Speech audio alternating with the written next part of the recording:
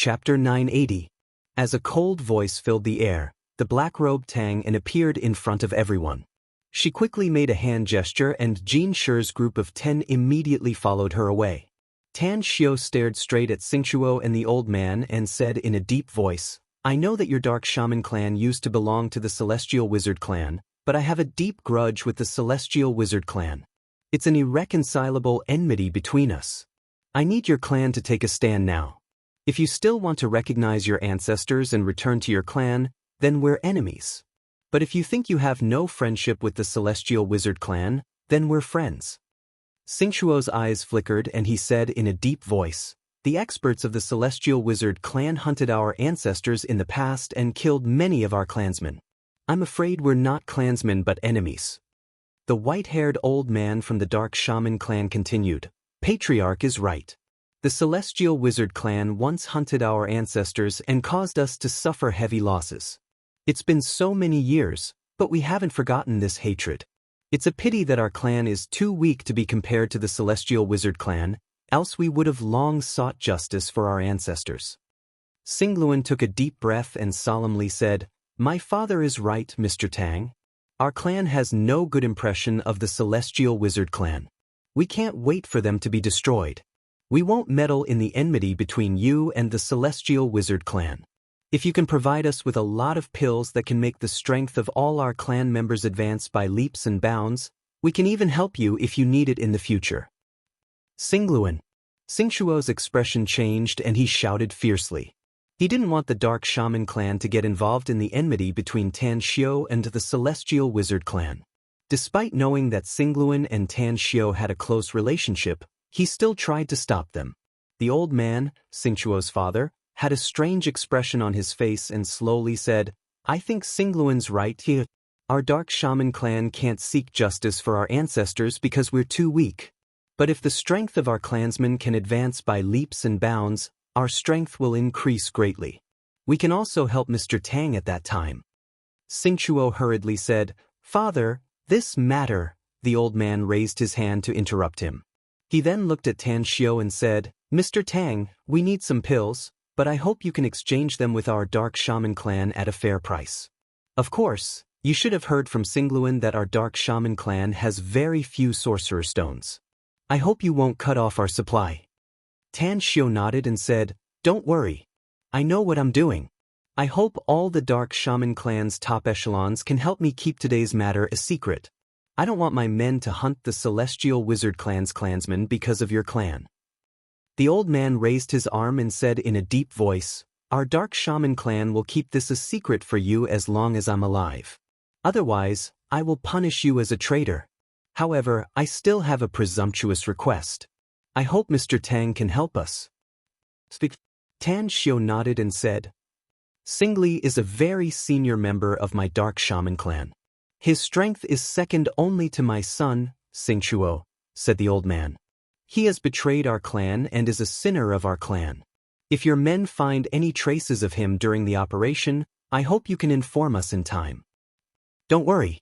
I'll naturally tell you his whereabouts if I find any news about him," said Tan Xiao.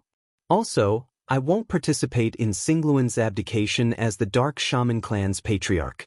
I hope we'll be friends in the future and not enemies." "All right." The members of the Dark Shaman clan nodded. Although they didn't like Tan Xiao since many of their clansmen had died in Tan Xiao's hands, their lives were now in Tan Xiao's hands. Moreover, they were likely to get benefits from Tan Xiao in the future, so they naturally didn't dare to neglect him. A few minutes later, in order to fulfill his promise, Xingluan asked his father to open the Dark Shaman clan's treasury and give all the demon stones he owed to Tan Xiao. He even gave a blood obsidian stone to Tan Xiao to thank Tan Xiao for his help. Bangkok, Coconut Plantation. After Tang Xiao returned with the Moao, he found Zhou Dequan, who was directing his men to clean up the ruins. He saw that the man was sweating profusely and looked fatigued.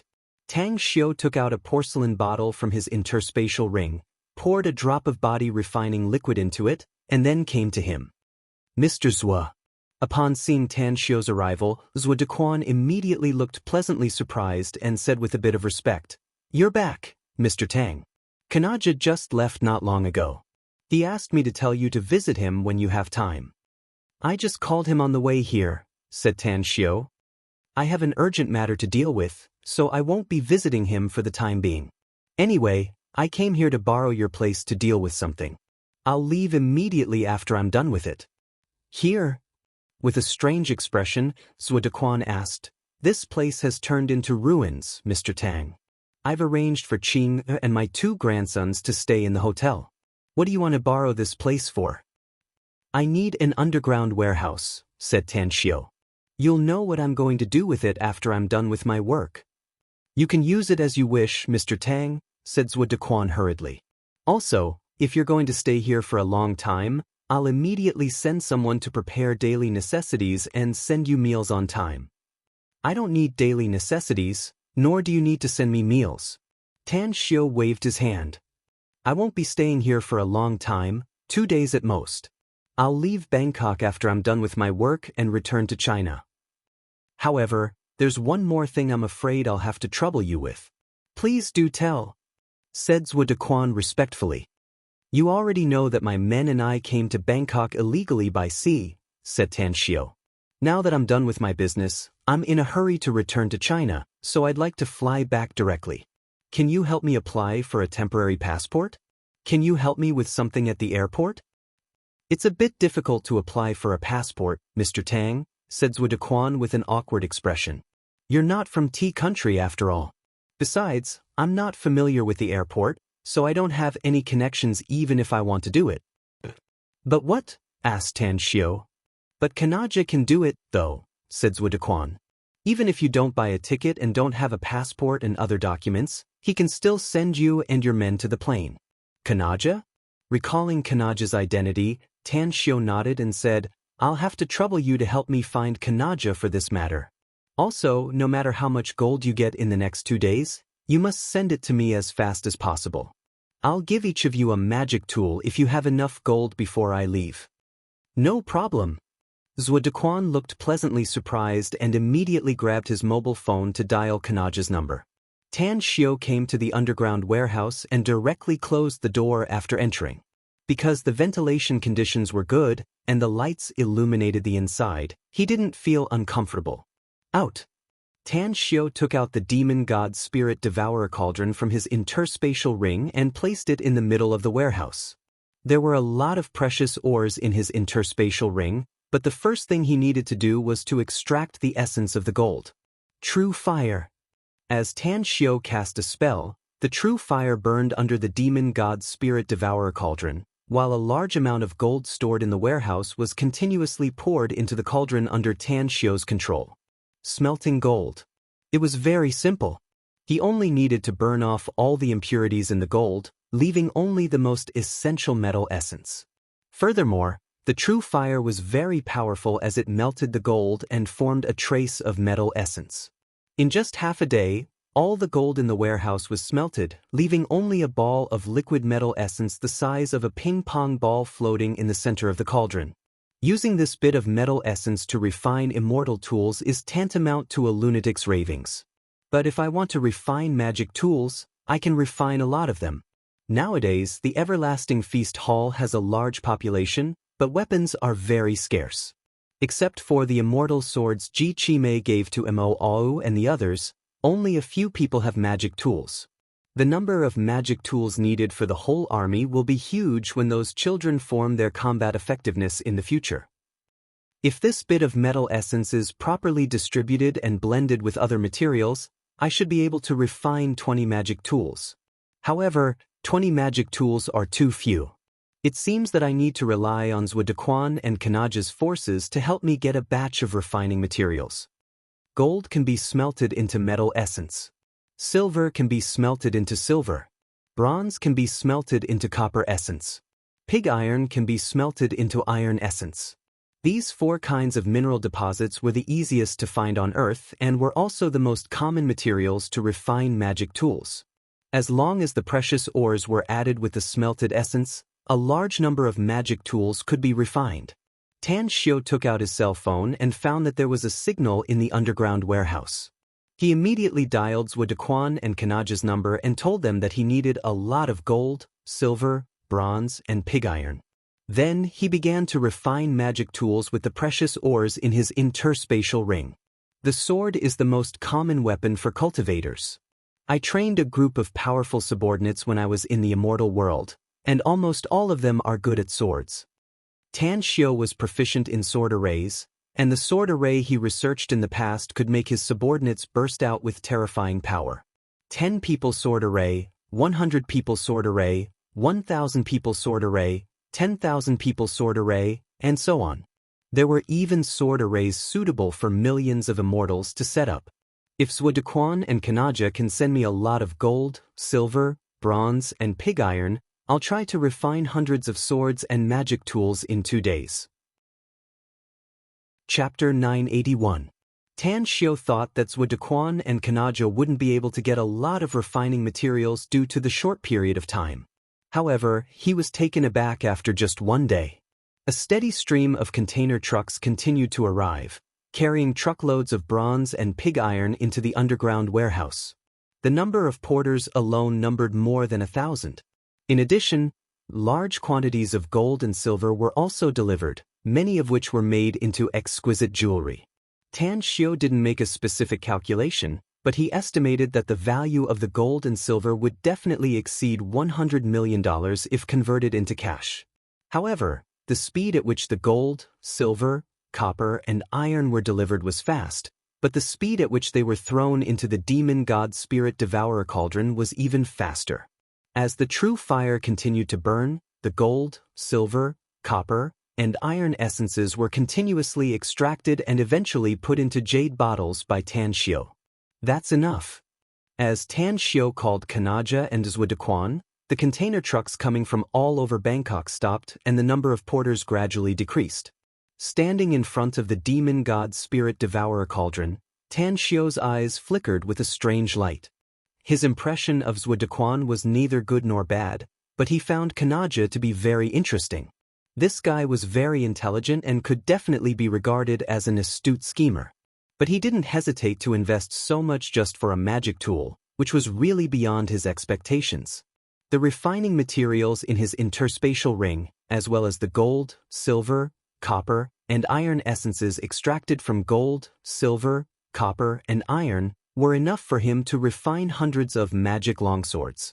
Refining is still a waste of time. Tan Xiao secretly sighed. His eyes swept over the rows of neatly placed jade bottles. When the last pig iron was smelted and turned into iron essences, the jade bottles collected them. He then took out pieces of precious ores from his interspatial ring at lightning speed and threw them into the demon god spirit devourer cauldron. Refining. The most important method was to inscribe array patterns and integrate them into the formed sword embryo. Then, after being calcined by the true fire, it would finally form a perfect magic longsword. Moreover, refining required a lot of mental strength, so Tan Xiao chose to refine multiple magic tools at once. Spirit Fuse, Sword Form.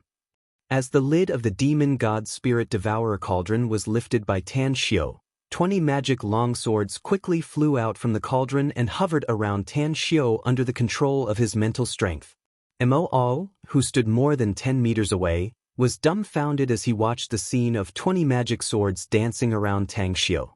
His mouth gaped open. He knew that Tan Xiao was refining, but he never dreamed that Tan Xiao could refine 20 magic longswords at once. As expected of the boss. His refining skills are simply marvelous. Mo sighed inwardly as he took a few steps back. To Mo Xiao's Tang's son I said, Xiao Yang of Mo T. To Mo knew that Jin sure liked arrays, and the foundation of refining tools was to inscribe array patterns. If he were here now, he would definitely study tirelessly. He might even ask the boss for advice if he encountered something he didn't understand. Forget it. I'll help with my skills. I'm still good at frontal assaults and breaking through enemy lines. I don't care about arrays and refining methods. A smile appeared on the corner of Tan Xiao's mouth. As he gently raised his arm, 20 scabbards rushed out of the demon god spirit devourer cauldron. Following Tan Xiao's exquisite control, the 20 long swords instantly returned to their sheaths, while the brilliance on the swords was also wrapped by the scabbards. At this moment, it's been 2 days, boss. Don't we have to rush back to China? Asked Mo. Tan Xiao hesitated for a moment and then said, let's wait for a while. Even if we're in a hurry, there's no need to rush. I'll refine a few more batches of magic swords. After we return to Jingmen Island and meet up with Yen, we'll go to Nine Dragons Island and put the refined magic weapons into the armory. In the future, we'll distribute these magic weapons to whoever has the greatest contribution and ability. Furthermore, seeing that Tan Xiao stopped, Mo was confused and immediately asked, furthermore what? The more magic weapons we have, the better it will be for us. Tan Xiao said in a deep voice, we're facing a formidable enemy. I'm going to test all the peripheral members of the Everlasting Feast Hall when we face a formidable enemy. If they can pass the test, they'll be recruited as core members. I'll teach them more profound cultivation techniques and open up the Ancient Scriptures Pavilion for them to learn magic spells and other essential knowledge for cultivators. Mo was confused. Ancient Classics Library Pavilion? What kind of place is that? Tang Xiao rolled his eyes and snappily said, before we left Nine Dragons Island, I put a lot of cultivation classics, secret manuals, cultivation general knowledge, and all kinds of other books I wrote before into an attic and named it as the Book Collection Pavilion. Don't tell me you don't know about it? That's right, said Tang Xiao snappily. Mo blankly shook his head and muttered, I've never heard anyone mention it. Boss, you were busy with your own things back on Nine Dragons Island, so I didn't know anything else aside from seclusion cultivation. Strange, why didn't Jean Shi and the others mention it to me? Oh, I know you're a cultivation maniac. Tan Xiao forced a smile and said, you'll seize the time to cultivate as long as you're not with me. But you must remember that cultivators not only need to cultivate, but also need to understand more common knowledge on cultivation, learn all kinds of magic spells, and delve into all kinds of secret techniques. Even if you're not proficient in array formations, artifact refining, and alchemy, you must learn them all. But even if you can't master them, you must at least master ordinary array formations, artifact refining, and alchemy. Else, you'll suffer a lot when you go to a new place with me one day. Boss, I think it won't be a problem even if I don't learn these things as long as my cultivation is high enough and my strength is strong enough, right? Tan Xiao turned serious and seriously said, as the saying goes, know your enemy and know yourself, and you'll be victorious in every battle. If your enemy is proficient in arrays and traps you in an array, how can you fight them head-on? You've also seen the means I used to arrange a large array to kill my enemies. Alchemy is to refine heavenly materials and earthly treasures into pills as your own cultivation resources. If you go to a place in the future and there's no alchemist proficient in alchemy there, are you going to look at the good stuff and lament your inadequacy? Another example is artifact refining. The most suitable weapon is always refined by yourself. Even if you have an immortal sword now, so what? How much of it can you really master? How much of its power can you unleash? Another example is magic spells. Chapter 982. Tang Xiao looked at the solemn expression on Mo's face and continued with a sincere and earnest tone. In the future, you'll have to use magic spells when you fight with your enemies. Some terrifying magic spells will also cause extremely astonishing power. If you don't know a lot of magic spells, it won't be difficult for you to find a way to counter them when you fight your enemies in the future. In a fight between powerhouses, even if the enemy has a bit more magic spells than you, it's still possible to take your life. Mo fell into silence. Tang Xiao's words shook him inwardly. At this moment, he realized how naive his thoughts were. A cultivator didn't need to be an all-rounder, but he must be proficient in every field. Having more skills was never a bad thing.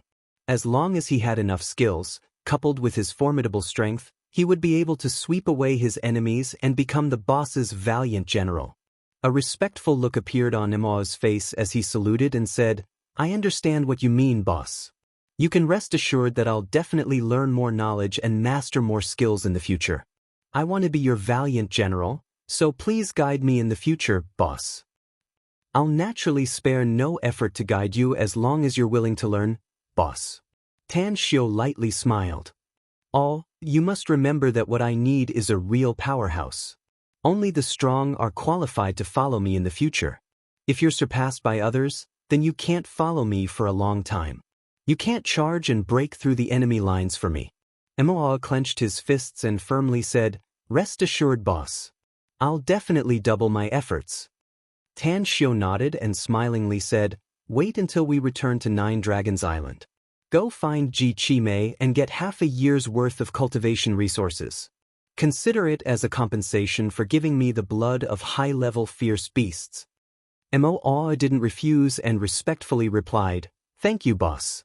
Cultivation resources. It was what all cultivators urgently needed. Although Mo didn't lack cultivation resources at present, the number of cultivation resources he would need in the future would increase as his cultivation level got higher. Rather than having a headache about cultivation resources in the future, it was better to accumulate more now. After lecturing Mo, Tan Xiao continued to forge.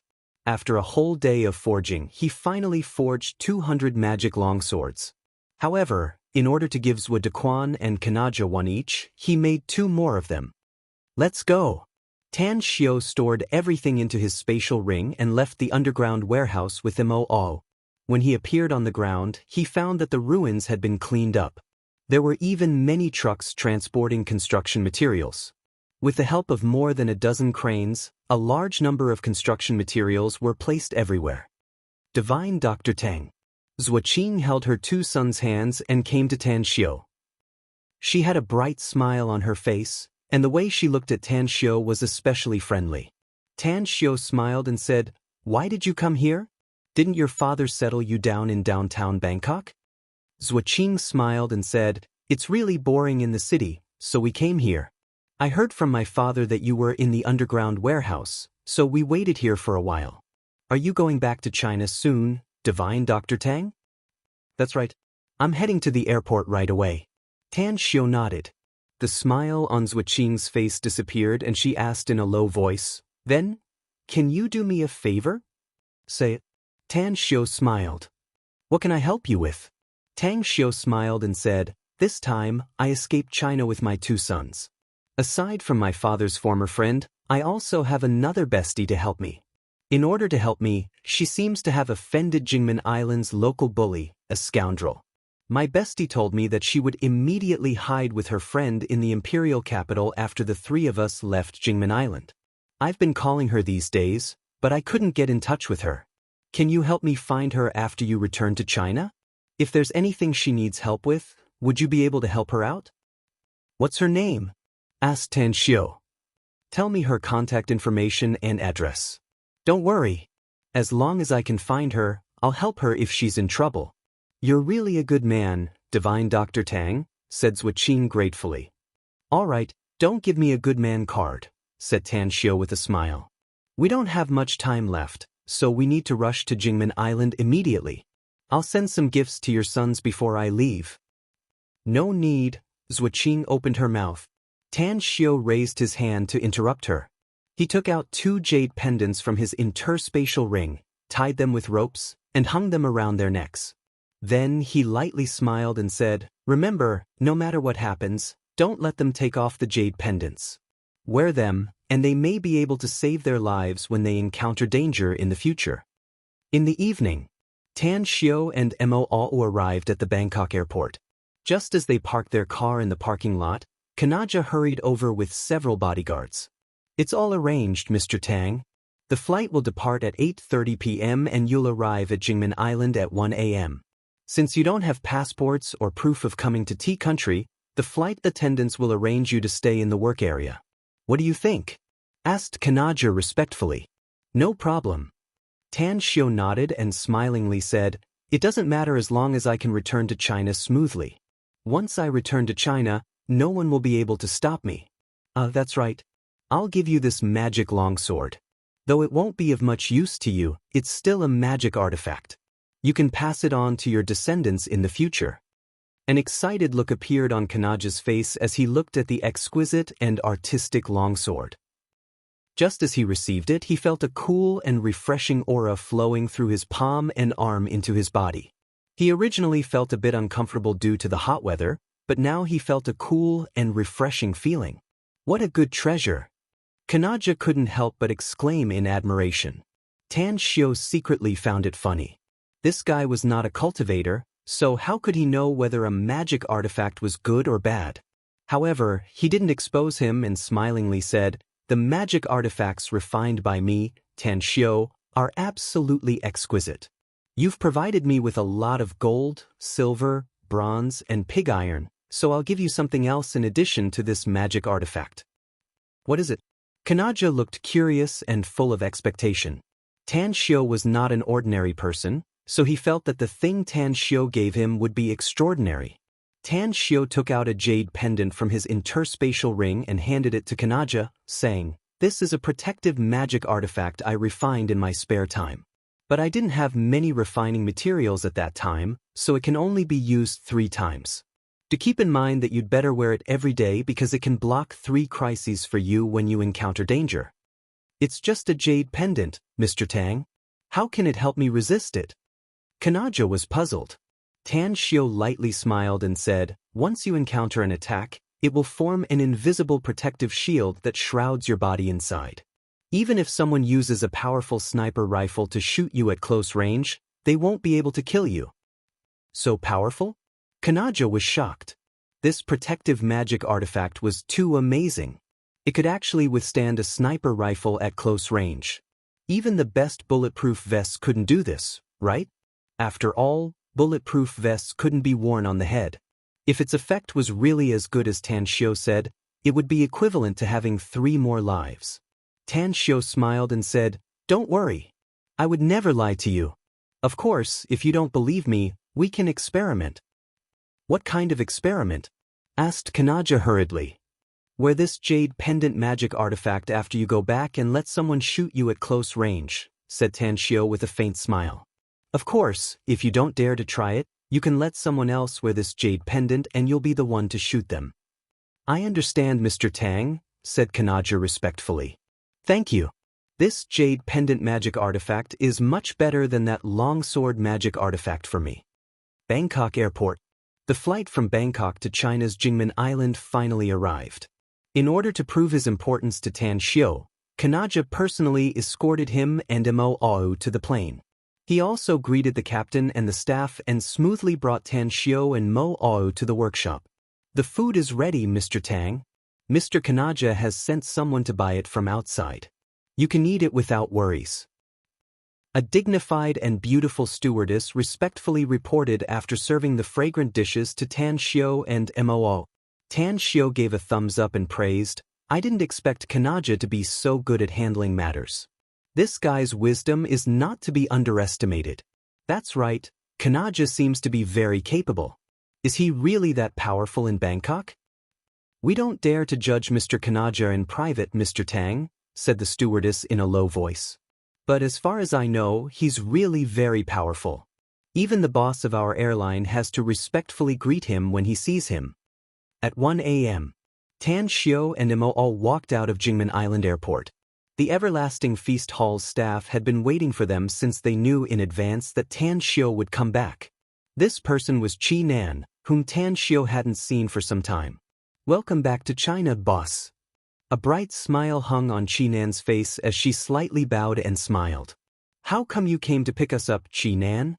Tan Xiao nodded and smilingly said, "Most of our people have left Jingmen Island, boss," said Chi Nan with a smile. "But I need to take care of my business, so I'm not in a hurry to go to 9 Dragons Island. I just happened to hear the news of you returning to China, so I volunteered to pick you up." Tan Xiao suddenly understood. He nodded and said, "Let's go. We'll head to the Jingmen Island HQ first. I need to handle something important." "What is it, boss?" asked Chi Nan curiously. Tang Chi glanced at her and said, "You seem to have a lot of questions, Chi Nan. Do remember that I don't want you to ask me too many questions in the future. Sometimes, the more you know, the worse it will be for you." Chapter 983. The existence of the exquisite pagoda was an absolute secret, and there were only 6 people in the entire Everlasting Feast Hall who knew about its existence. Among these 6 people, aside from Ji Qimei, who was loyal to Gu Yen, there were only him and Gu Yen-er's 3 disciples.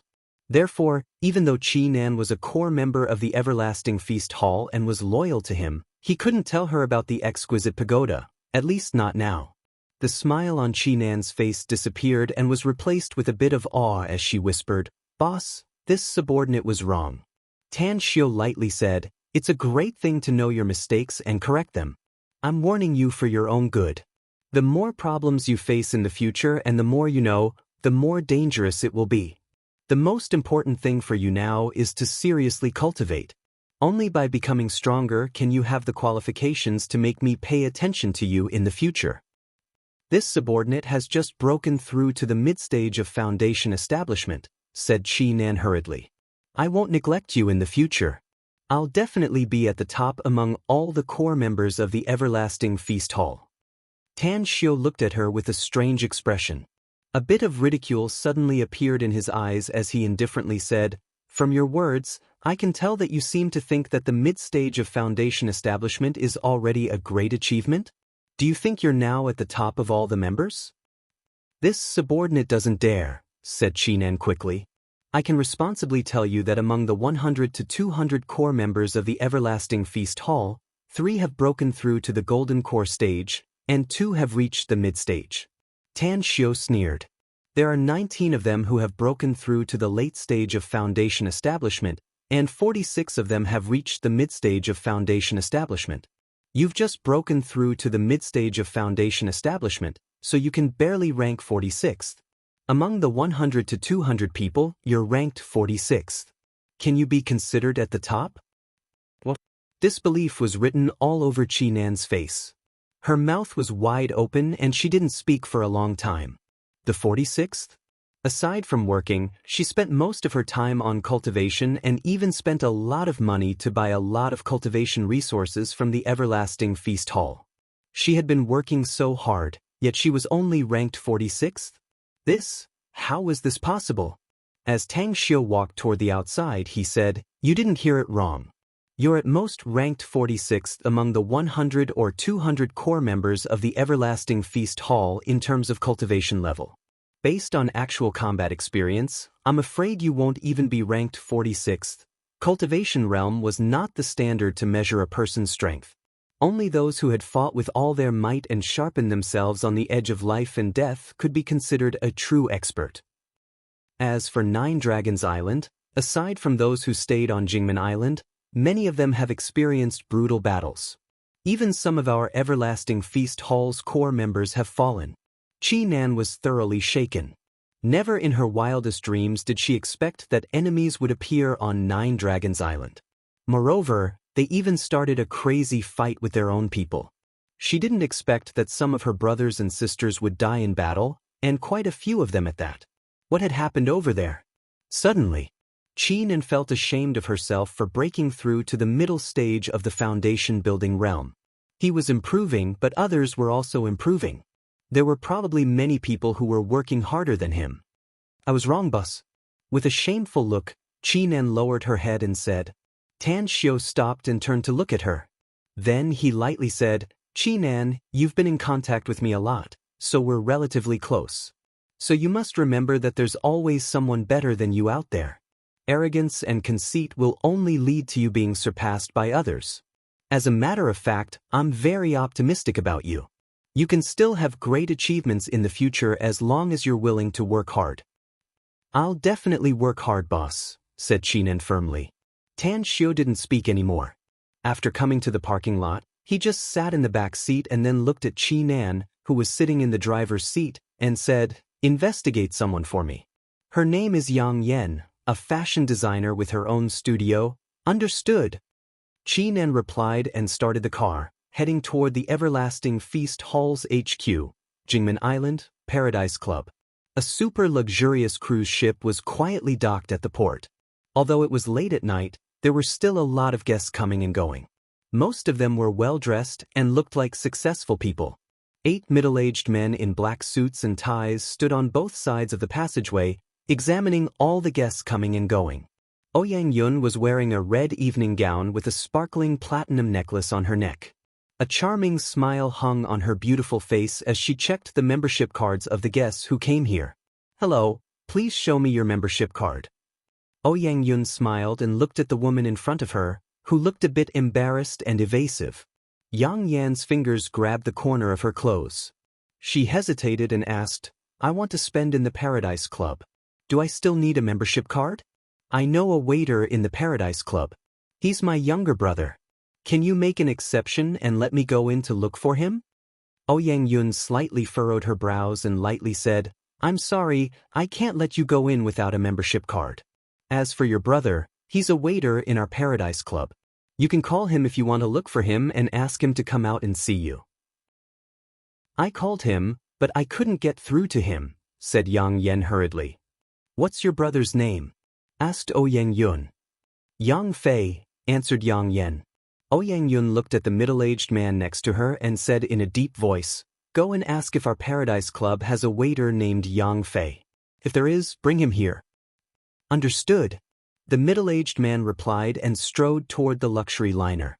A few minutes later, the middle-aged man came over with a sleepy young man. When they came to the entrance, the young man looked surprised. He strode forward and looked at Yang Yen, calling out, Big sis, how did you find this place? Didn't I tell you not to disturb my work if there's nothing important? Yang Yen looked at Yang Yun and wanted to speak but hesitated. Yang Yun had just checked the membership cards of the guests. After noticing Yang Yan's expression, she immediately said, If it's inconvenient for outsiders to know about your conversation, you can talk in a distant place.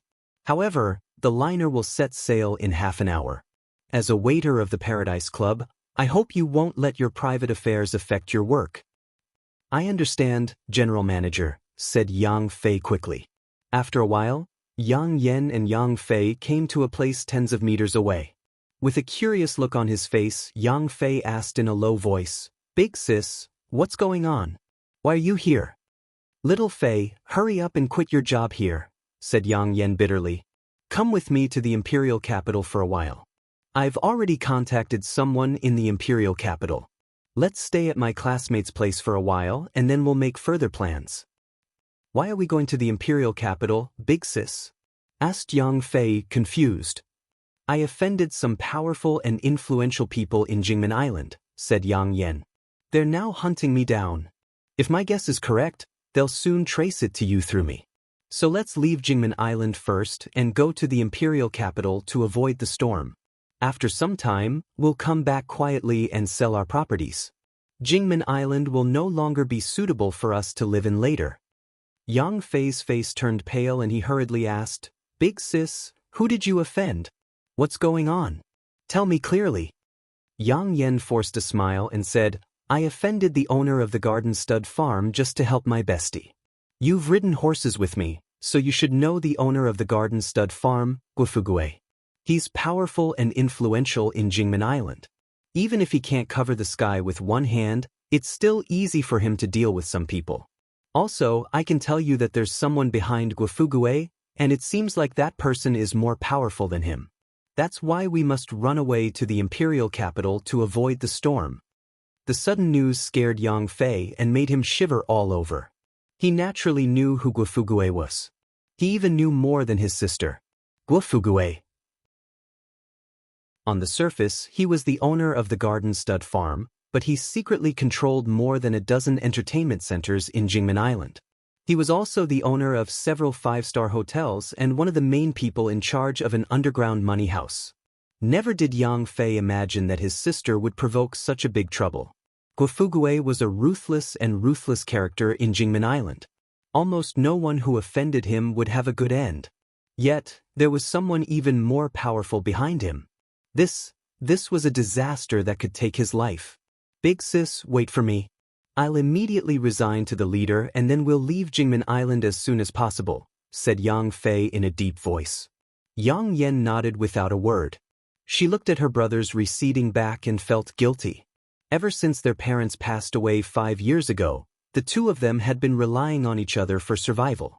Although she worked to earn money to support her brother's college education, he never asked her for a penny after his graduation. Instead, he often used his salary to buy things for her instead. But this time, it was her who implicated him and forced him to flee to the ends of the world. Yang Fei strode to the boarding entrance and looked at Yang Yun.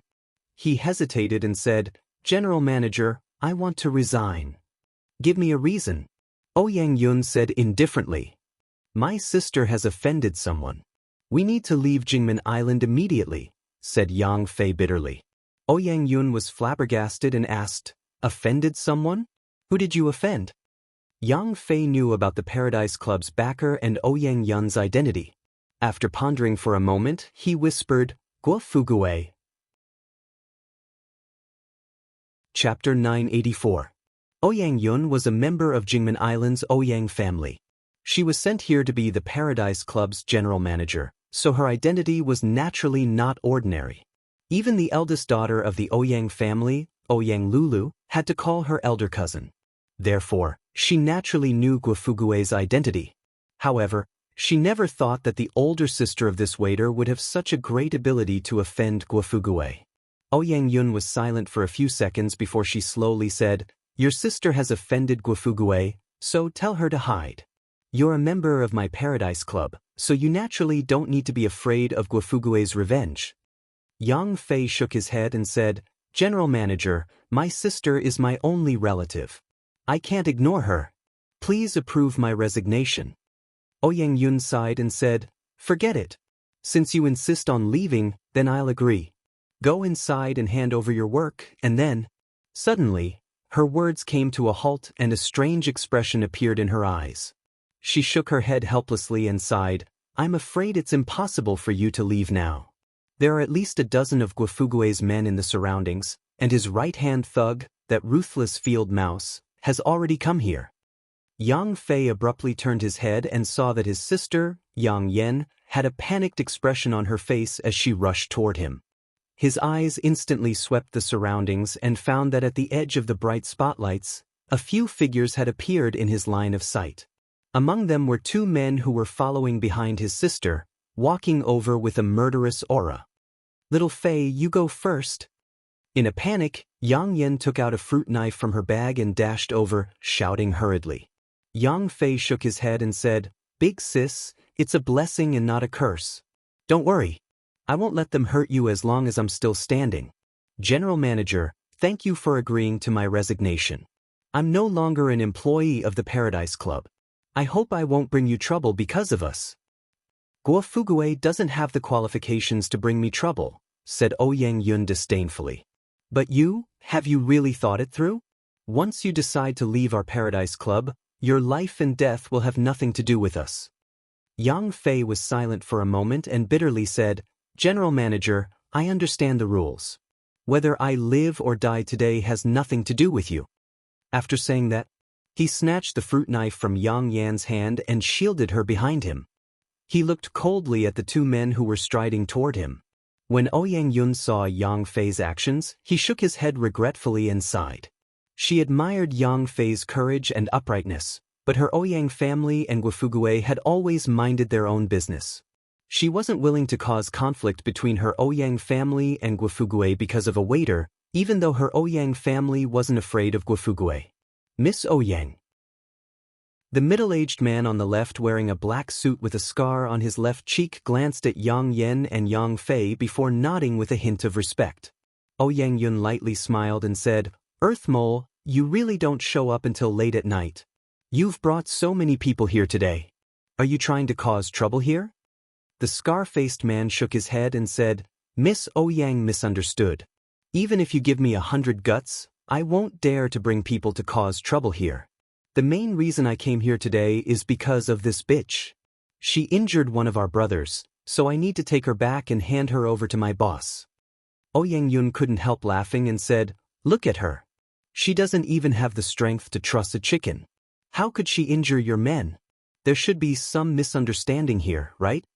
The scar-faced man shook his head and said, "We've investigated it clearly, Miss Ouyang. She injured one of our brothers, and she's very ruthless. Our brother is now lying in the hospital and will probably have to use a wheelchair in the future. I wonder if she's one of your people?" Yang Yun looked at Yang Yen with a surprised expression. She immediately shook her head and said, "She has nothing to do with my Ouyang family, and I don't care about the matter between you two. But this time and this place belongs to my Ouyang family, So please leave if you want to solve your personal conflict. The scar-faced man nodded and shot a cold look at Yang Fei. He then said in a deep voice, "You should be Yang Yan's younger brother, Yang Fei, right? We've investigated your situation, so please come with us." Yang Fei took a deep breath and grabbed Yang Yan's hand. Then he said in a deep voice, "We'll go with you." Yang Yun looked at their backs as they left and secretly shook her head. She was perfectly aware of one thing. Once Yang Fei and Yang Yan left with Earthmole's group, they would most likely face a narrow escape. However, she had seen a lot of life and death since she took over the Paradise Club, so she didn't feel like poking her nose into other people's business. Ring, ring. Suddenly, a text message notification sounded from her mobile phone. When she took it out and opened the MMS, a surprised look immediately appeared on her beautiful face. The owner of the MMS photo was none other than Yang Yan, who hadn't gone far. Strange. Yang Yun muttered. She was about to dial the number that sent the MMS when her mobile suddenly rang. It was the same number that had just sent the MMS. "What's going on?" asked Yang Yun. After a while, after hanging up the call, Yang Yun shouted in a deep voice, "Stop them immediately! That woman named Yang Yan must be kept here." Immediately, 8 burly men rushed toward Yang Yan, Yang Fei, and the others, who were already dozens of meters away. After stopping them, the scar-faced man pulled out a Mitsubishi army knife and stared at Yang Yun, who was striding over with large strides, like a viper. "What do you mean, Miss Yang?" Yang Yun shook the mobile in her hand and helplessly said, "I didn't want to meddle in your business, but now it seems I have no choice but to do so. I just received a call from a high-ranking member of my family, asking me to help find her." Yang Yun pointed at Yang Yan. The scar-faced man frowned and asked, "Why are you looking for her? Could it be that she also provoked your Yang clan?" "I don't need to explain anything to you." Yang Yun shook her head. "You just need to know that she's very important to me. My family must ensure her safety before some people arrive." "All right, you can go now." "Miss Yang, isn't this against the rules?" The scar-faced man angrily said. "She injured my brother, and my boss has issued a death order to arrest her. But now you want to protect her and my boss has an unpleasant conflict. Is it worth it?" Yang Yun's face turned cold and she sneered, "So what if I have an unpleasant conflict with your boss? Even if I have a falling out with your boss, so what? Do you think my Yang family is afraid of Gufugue? Get the hell out of here, else don't blame me for being impolite." The scar-faced man was infuriated, but he could only suppress his anger inwardly due to Yang Yun's identity. He turned to look coldly at Yang Yan and coldly said, "You damned bitch. Just wait for me. You're lucky that the Yang family is protecting you. But I hope the Yang family will protect you forever, thus." Yang Yan and Yang Fei were already in despair. After all, they would have a miserable end if they fell into the hands of Gufugue's men. But they didn't expect that Yang Yun would suddenly intervene. Yang Yan watched the scar-faced man leave and walked to a dark place tens of meters away. Then, she turned to look at Yang Yun and asked with a bit of restlessness, "Miss Yang, thank you, you don't need to thank me. I just received a call. Someone is looking for you. I've already passed the news that you're here, and I believe someone will come here soon," said Yang Yun lightly. "You don't need to thank me," said Yang Yun lightly. "Who are they?" asked Yang Yan hurriedly. "I don't know." Yang Yun shook her head. On the coastal highway, a black car was speeding toward the direction of the Everlasting Feast Hall's HQ. While driving, Chi-Nan's expression suddenly moved. She put on her headset and picked up the phone. After listening to the other party speak a few times, she then said in a deep voice, "Thank you very much. Please wait a moment." Chi-Nan took off her headset and said, "I found that woman, boss. She's at the Bay port and has just been captured by her enemies. I've sent out the news that we're looking for her half an hour ago. The Yang family's intelligence agency has been a great help." "The Bay port? How far is it from here to the Bay port?" asked Tan Xiu with a frown. "It's not very far. It's only a 10-minute drive," answered Chi-Nan. "Then let's go to the Bay port first," said Tan Xiu.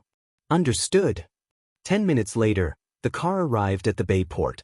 Tan Xiao had already seen the surrounding situation through the window, especially Yang Yen, who was standing next to Ouyang Yun. He could recognize her at a glance. Ouyang Yun, along with 4 middle-aged men, strode to the front of the car. She really wanted to know who this person was that could even ask the head of the Ouyang family's intelligence agency to help. After getting off the car, he indifferently glanced around and immediately went to the back to open the door. As Tan Xiao got off the car, a surprised look appeared on Ouyang Yun's face. Tan Xiao? The magnificent Tang Corporation's big boss? The Tang family's young master? The future son-in-law of the Ouyang family? How could it be him? Ouyang Yun came to Tan Xiao's front in a few steps and smilingly said, "Hello, Mr. Tang. I'm Ouyang Yun, Lulu's cousin." Tan Xiao shook hands with her and smilingly said, "Hello, Big Sis Yun. I've troubled you this time." "It's no trouble at all." Ouyang Yun shook her head and smiled. "I just didn't expect that the one looking for Yang Yen turned out to be you." Tan Xiao smiled and said, "I was entrusted by someone to help that woman named Yang Yen. Big Sis Yun, you're Lulu's cousin, so we're on the same side. You don't need to call me Mr. Tang. Just call me Tan Xiao." Chapter 985. "Since we're family, then I won't be polite with you," said Ouyang Yun with a smile. "Tang Xiao Yang Yen is over there. It's just that she got into some trouble. Look at those people around her. They are all Jingmen Island's Guofugue's men. Even under my threat, they only retreated far away, hoping to find a chance to capture Yang Yen and her brother, Yang Fei." "Who's Guofugue?" Tan Xiao curiously asked as he glanced at the dusky area dozens of meters away. Ouyang Yun said, "There's a very capable guy in Jingmen Island. Most of his businesses are shady businesses. However, in the eyes of our Ouyang clan, he is nothing." Tan Xiao smiled and said, "Since he's just a nobody, then you don't need to care about him. I'll send someone to warn Guofugue later. Sister Yun, I just came back from abroad, and I still have some matters to attend to. I'll take Yang Yen with me today. I'll thank you again in the future." Ouyang Yun waved his hand and said with a smile, "Tan Xiao, there is no need to thank me. As long as you treat my sister well, I will be satisfied." Tan Xiao smiled and said, "Lulu is my woman. I'll naturally treat her well. Don't worry, Sister Yun." Ouyang Yun nodded with a smile. Tan Xiao strode to Yang Yen and asked, "Are you Yang Yen? Zuoqing's best friend?" Yang Yan's pupils suddenly contracted. She took a step back and vigilantly asked, "Who are you? How did you know about Zuoqing?" Tan Xiao waved his hand and said, "You don't need to be afraid. Zuoqing and I should be considered friends. She asked me to tell you that she has safely arrived in Tea Country with her 2 children, and that they are now safe under her father's protection. As for you, you helped her escape from China. I believe you must have angered the Huang family. Although the feud between the Huang and the Zhou family has ended, Zuoqing still guessed that you would be in trouble. That's why he asked me to come over to help you. By the way, would you like to go to Bangkok in Tea Country?" Yang Yen asked in surprise, "Are you really Zuoqing's friend?"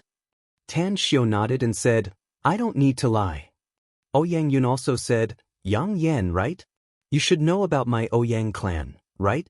Tan Xiao is the son-in-law of my Ouyang family, the man of my cousin, Ouyang Lu. What he said is naturally the truth, because you don't have the qualifications for him to lie to you." Ouyang Lulu? The infamous she-devil in Jingmen Island? This handsome young man turned out to be Ouyang Lulu's man? A fanatical look suddenly appeared on Yang Fei's face as he respectfully said, "I'm very glad to see you again, Mr. Tang.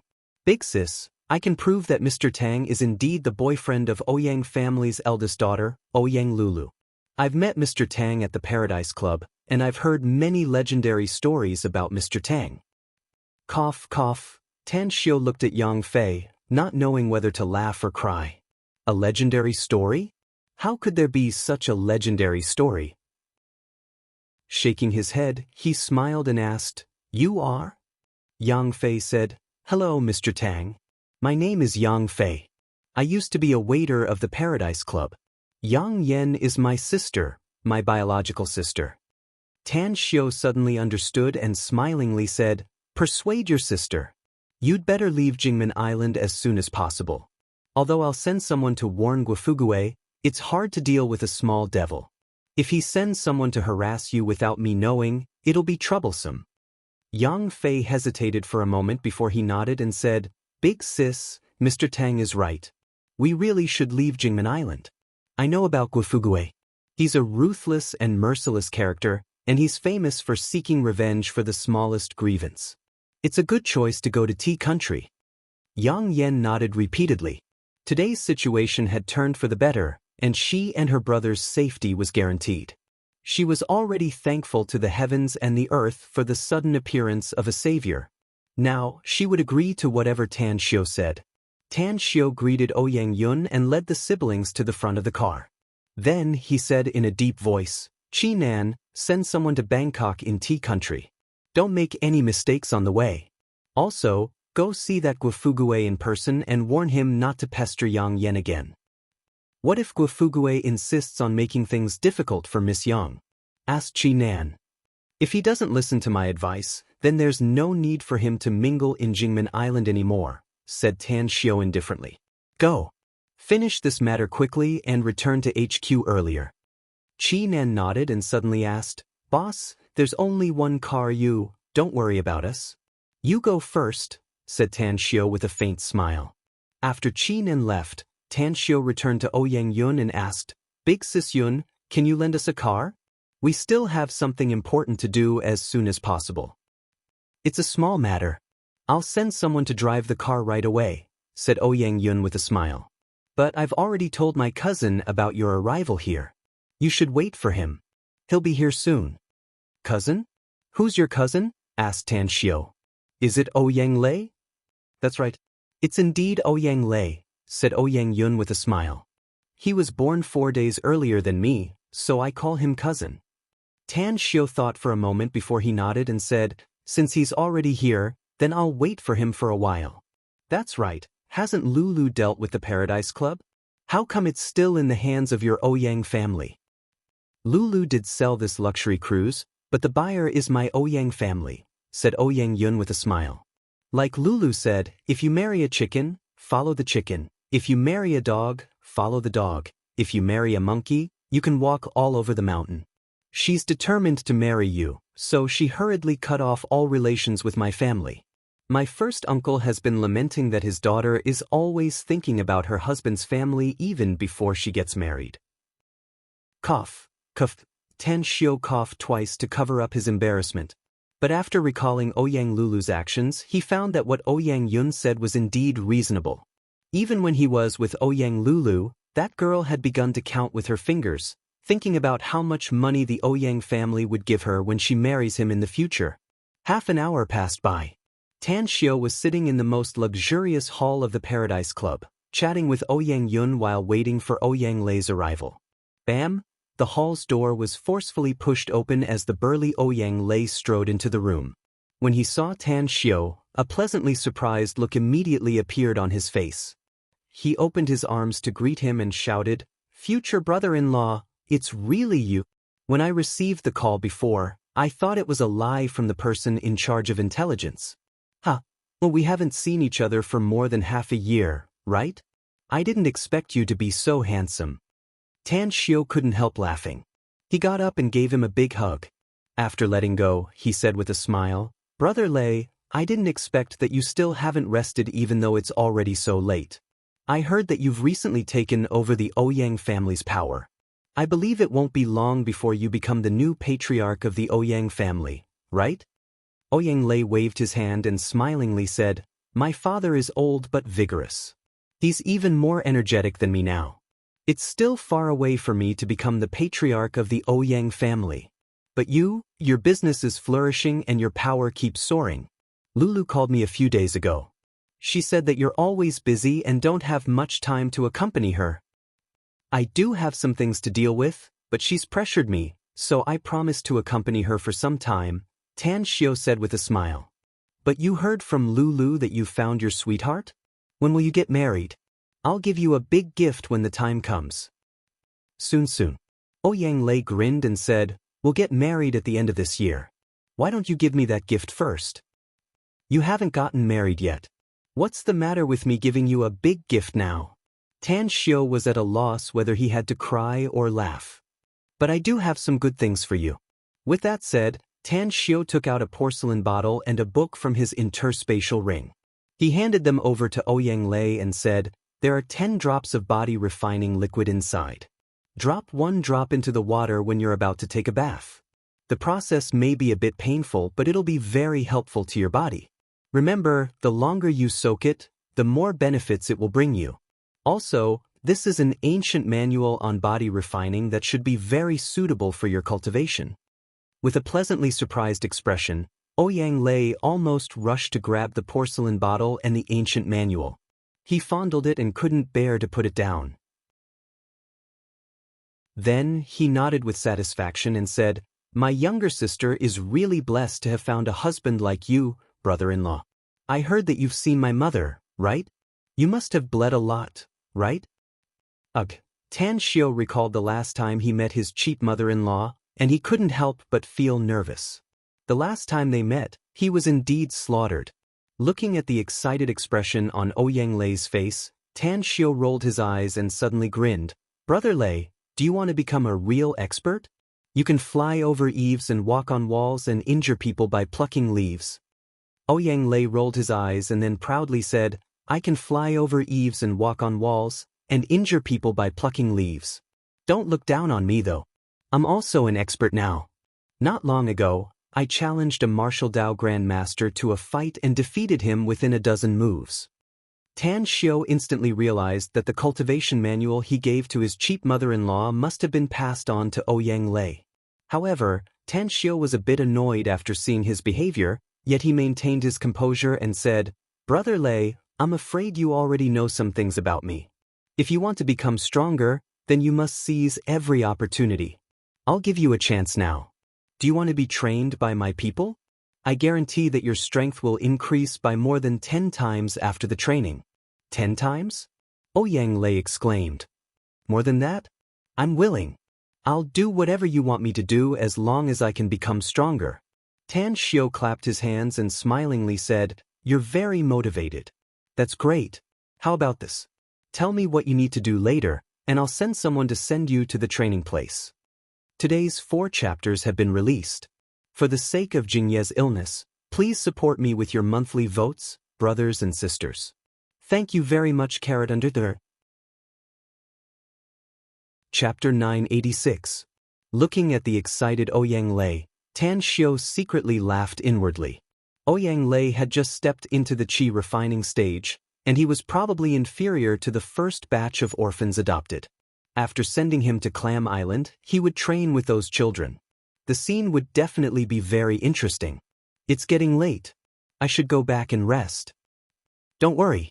I still have something to tell you, said Ouyang Lei hurriedly. What is it? Asked Tan Xiao. Our Ouyang family recently got a treasure, but none of our family members could figure it out. We even invited a lot of antique experts and famous collectors in the country, but they still couldn't figure it out. That's right, there are also some famous figures from the occult sect. We've also tried to screen it, but they also couldn't figure it out. So, can you help us take a look? You can't figure out what it is, yet you dare to call it a treasure? Tan Xiao was surprised. I don't know what it is, but it's definitely a treasure, said Ouyang Lei proudly. Do you know what it's made of? Scientific experts said that it's a meteorite from an alien planet, and it's not an ordinary one either. It's rich in energy. Is it a meteorite? Asked Tan Xiao. Of course not. Ouyang Lei shook his head. It's an oval vessel with many patterns engraved on it. However, those patterns look like some strange symbols. Unfortunately, even the most famous historian in the country can't understand the content of those symbols. Tan Xiao suddenly became curious and asked, Where is it? I can help you take a look. It's in our family's warehouse, said Ouyang Lei. Let's go to my house now. Tan Xiao slightly furrowed his brows. He didn't want to go to the Ouyang family. Although Ouyang Lulu was already his woman, he couldn't give Ouyang Lulu a title or even a wedding. Wouldn't it be too awkward if he were to go there with the identity of the Ouyang family's son-in-law? Tan Xiao thought for a moment and said, Brother Lei, I still have some important things to do in the Everlasting Feast Hall, so I have to go back first. Besides, it's late at night now, so it's not good to go to your family. How about this? Take that treasure to the everlasting feast hall. I'll handle some matters first and wait for you there. What do you think? Thinking about it, Ouyang Lei felt that it was indeed inappropriate to let Tan Xiu follow him back to his family in the middle of the night. He immediately nodded and said, "No problem. I'll take that treasure to the everlasting feast hall later." Countryside horse farm. In the European-style villa, Guofugue was sleeping soundly. Beside him were two fair-skinned beautiful girls. They curled up on both sides of him like kittens. Their fair arms and legs were wrapped around his body like octopuses. Ring, ring, ring. The urgent ringtone of the cell phone broke the silence of the darkness. Guofugue was woken up by the ringing of his cell phone. Guofugue hung up the phone. His sleepiness had completely disappeared. A pensive look flashed in his eyes as he silently pondered over the key issues in this matter. Zuoqing. He was instructed by the Huang family's patriarch to help him find and pursue the woman. But in the end, Zuoqing quietly left Jingmen Island with Yang Yan's help, causing him to lose face in front of the Huang family's patriarch, Huang Jinfu. He hated her. He hated Yang Yan, who helped Zuoqing escape, so he sent some people to investigate her whereabouts and background. He also sent a lot of people to hunt her down.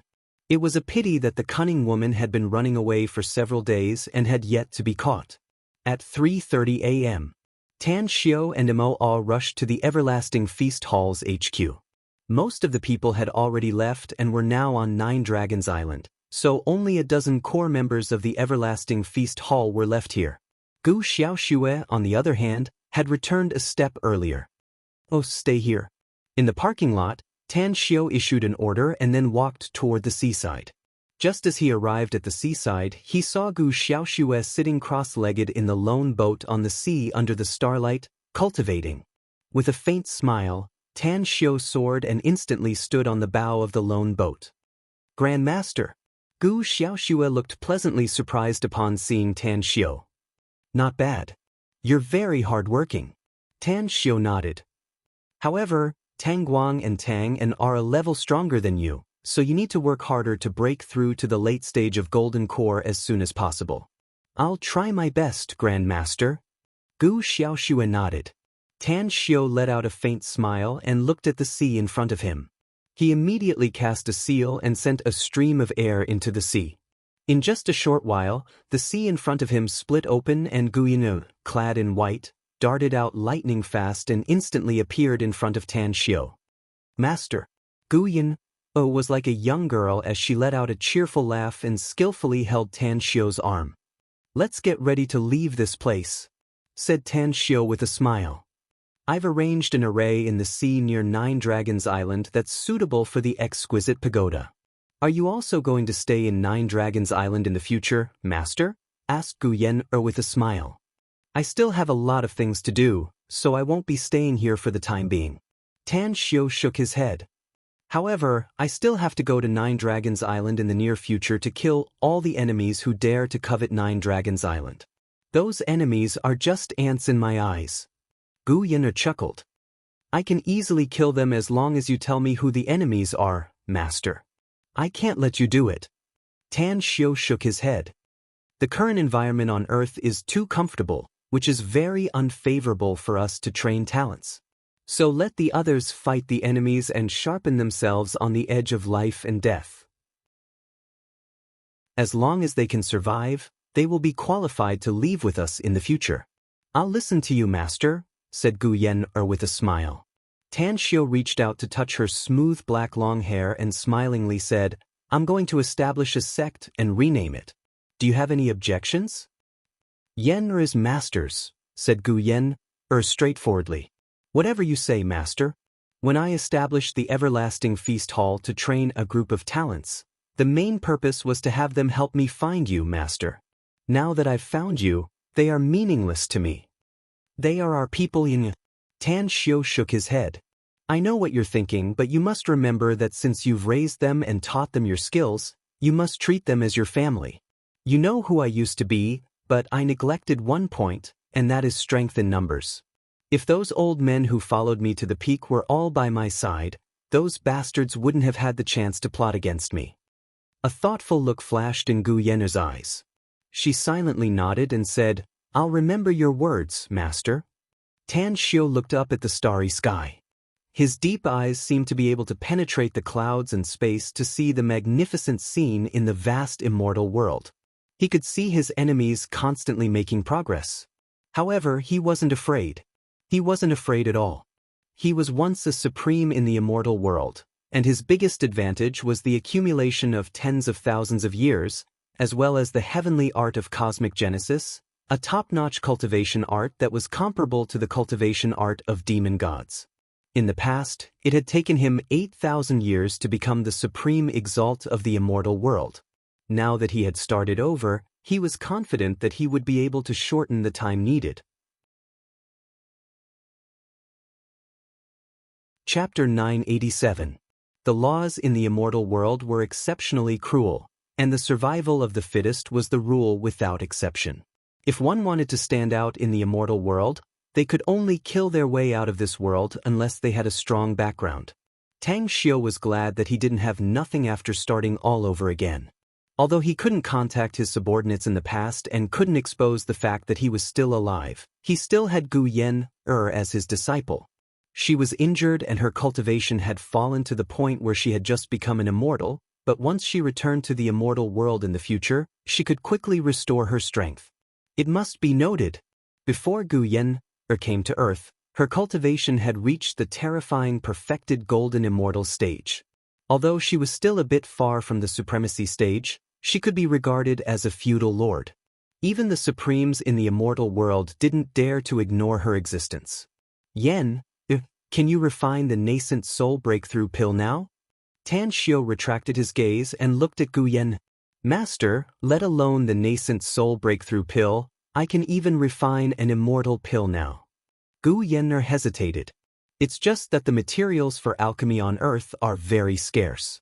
I only know the fallen soul grass, but I don't have any other materials. I'm afraid it'll be very difficult to refine the nascent soul breakthrough pill." "You don't need to worry about the materials for alchemy. I'll solve this matter," said Tan Xiu. "I think I must set a rule. When we go back in the future, the people we take away must have some strength. If they haven't broken through to the spirit formation stage by then, they won't be qualified to leave with us." "Isn't this limit too low, master?" Gu Yenner hesitated. "Spirit formation stage cultivators are everywhere in the immortal world, and they can only be regarded as weak. If you ask me, those who haven't reached the great ascension stage are not qualified to go with us. Yenner, you should be very clear about the cultivation conditions on Earth." Tan Xiu shook his head. "It's very difficult to break through to the great ascension stage in such a harsh environment where resources are scarce. Even I don't dare to say that I can be comparable to a great ascension stage expert. The soul formation stage was enough. Once we bring them to the immortal world and find a paradise, I believe that after gathering a large amount of cultivation resources, their potential will be completely stimulated. At that time, their cultivation will probably advance by leaps and bounds. In 100 years at most, they might be able to break through to the immortal realm."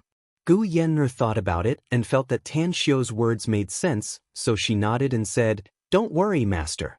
As long as I have enough alchemy ingredients, I can refine a large number of breaking nascent soul pills. With the assistance of the nascent breaking pill, I believe it won't be long before we have a large number of nascent soul experts." Countryside horse farm. Dozens of strong men had already gathered outside the European-style villa. Guifugue, with a murderous look on his face, walked out of the villa with 2 strong men following him. He indifferently looked at his men in front of him and said in a deep voice, "You should have heard of the everlasting feast hall. But now, this restaurant is actually harboring the murderer of our brothers, so the owner of this restaurant and all of them should die. Follow me, we'll force them to hand over the murderer and give us an explanation. Otherwise, we'll teach them a lesson." "Teach them a lesson." The dozens of strong men brandished their fists and roared aggressively. Guifugue nodded in satisfaction and strode toward the row of cars not far away. After quickly boarding the car, The convoy then headed toward the Everlasting Feast Hall's HQ. In the car, Guo was sitting in the back seat with his eyes gleaming with lust. He had been to the Everlasting Feast Hall several times. The food there was indeed good, and it was a good place for leisure and entertainment. But what he missed the most was the little boss of the Everlasting Feast Hall, the fairy-like Gu Xiaoxue.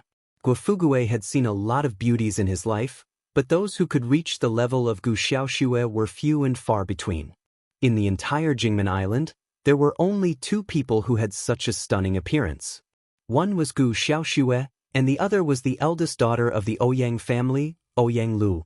He didn't dare to covet Ouyang Lulu because he was afraid that the Ouyang family would come out in full force to annihilate him.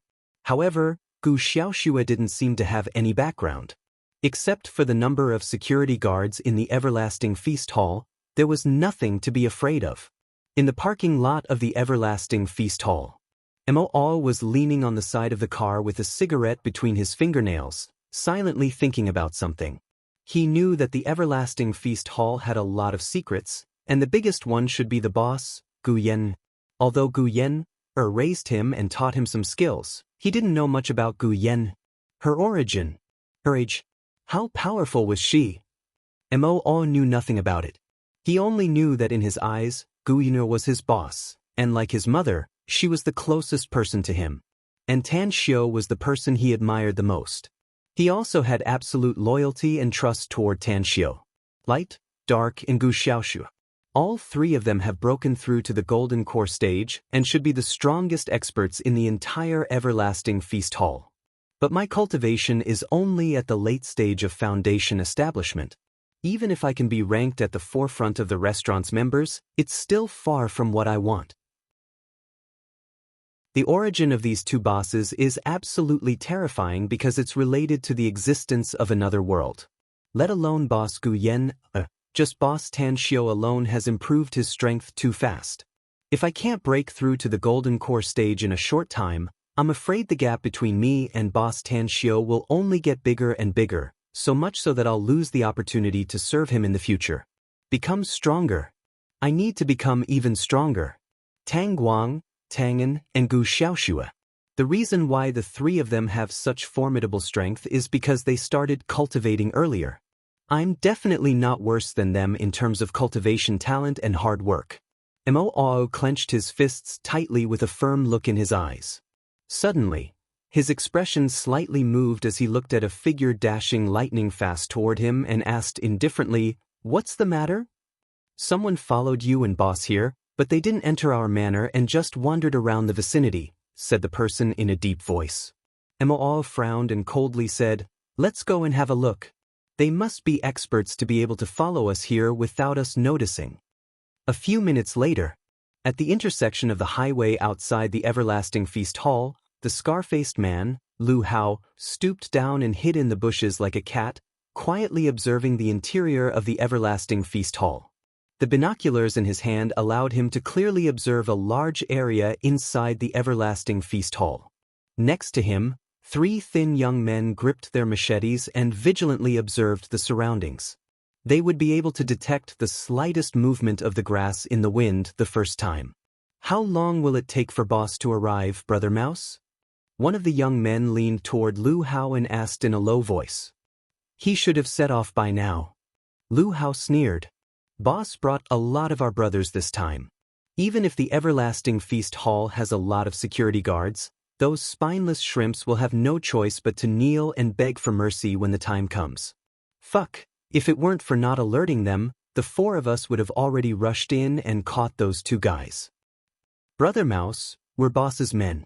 Who in the entire Jingmen Island doesn't know the name of our boss, Guo?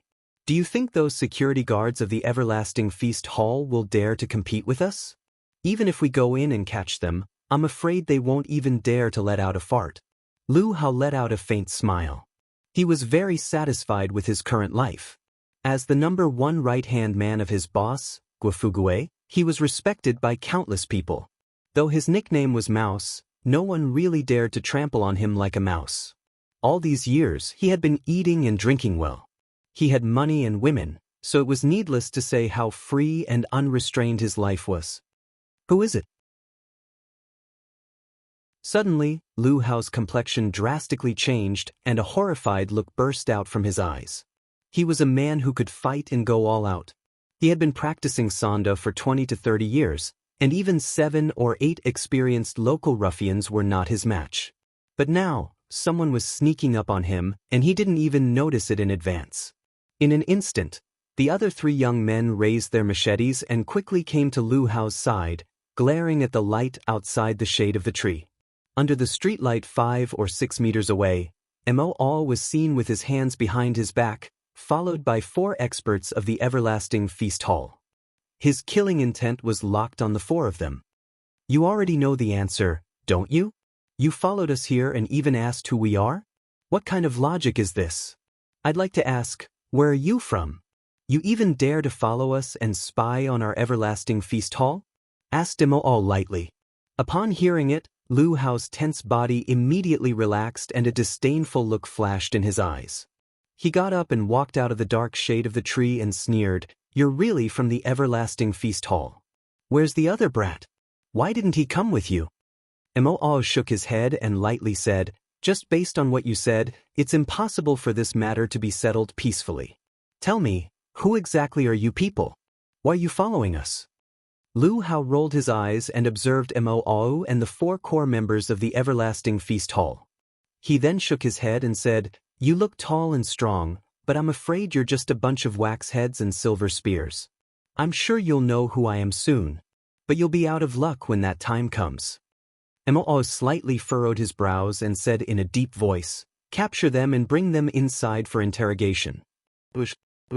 2 middle-aged big men instantly appeared in front of the 4 men. Their movements were clean and neat as their palm blades chopped the 4 men's necks, directly knocking them out. Mo All rolled his eyes and couldn't help laughing. "I thought they were some great experts. Never did I expect that they're just spineless shrimps that can't even withstand a single blow. Bring them inside. Since they dare to follow me and boss here, I'm sure they must have some purpose." Chapter 988. A few minutes later. In the parking lot of the everlasting feast hall, Lu Hao's group of 4 was thrown to the cold concrete floor like dead dogs. A big man kicked them awake. Mo All looked at their greatly changed expressions and sneered, "You just bragged a while ago, yet you can't even withstand a single blow. Tell me, who the hell are you people?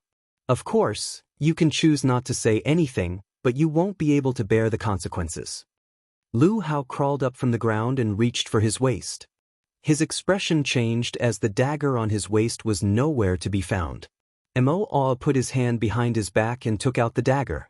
He threw it in front of Lu Hao and asked with a faint smile, "Are you looking for it?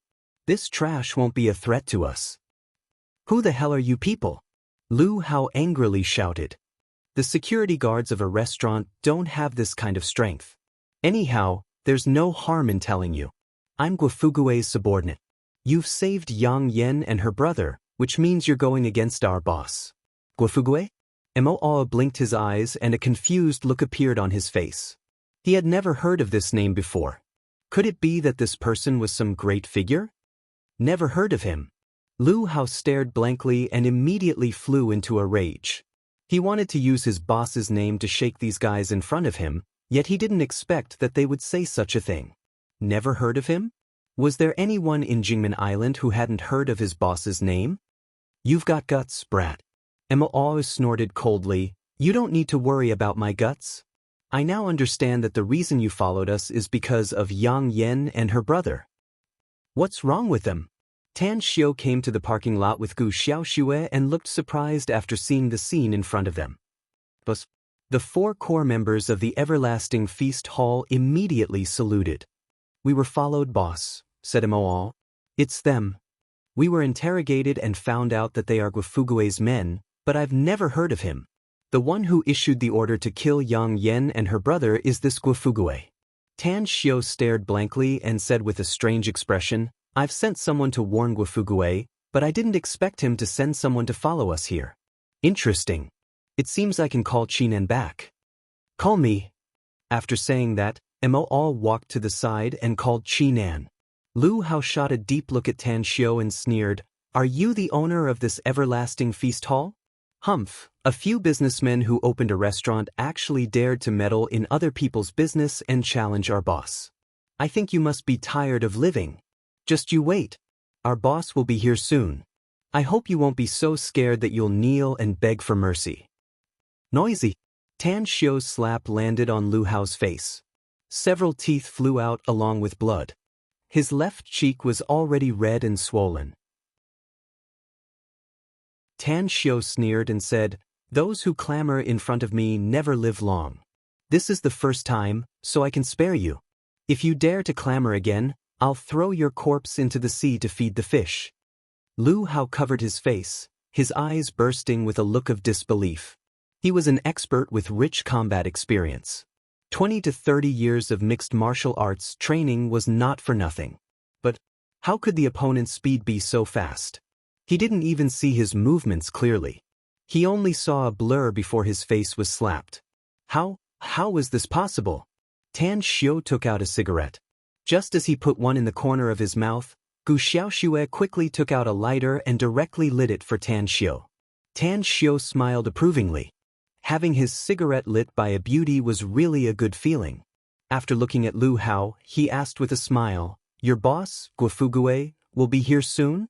How long will it take for him to arrive?" Lu Hao covered his cheek and glared at Tan Xiu with resentment, saying, "Soon, very soon.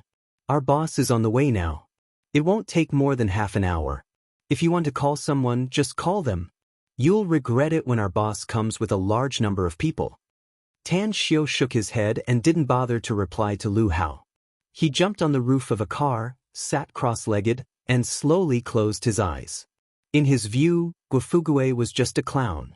Ouyang Yun told him about Guofugue when he was in the Paradise Club.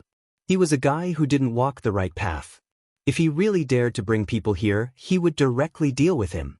Suddenly, Tan Xiu's expression moved. The moment he opened his eyes, his mobile appeared in his hand.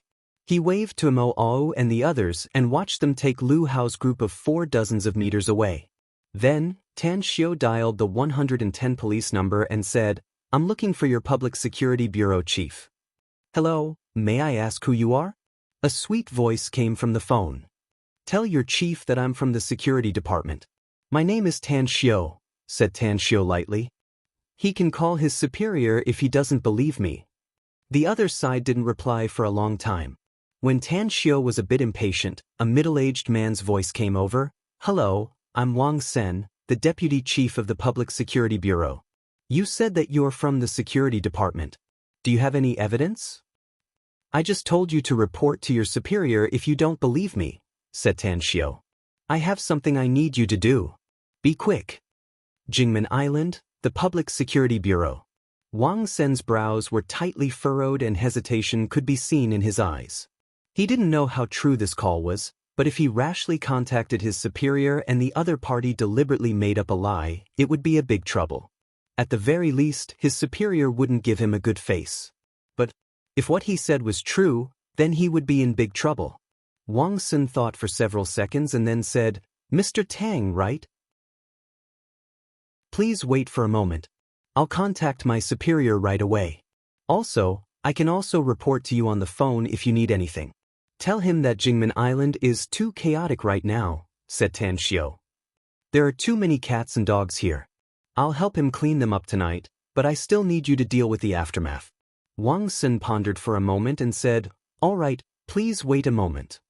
In a high-end residential area only 5 or 6 kilometers away from the Public Security Bureau, Chen Bing was awakened by his mobile phone's ringtone. Not long after he picked up the phone, the sleepiness on his face disappeared without a trace.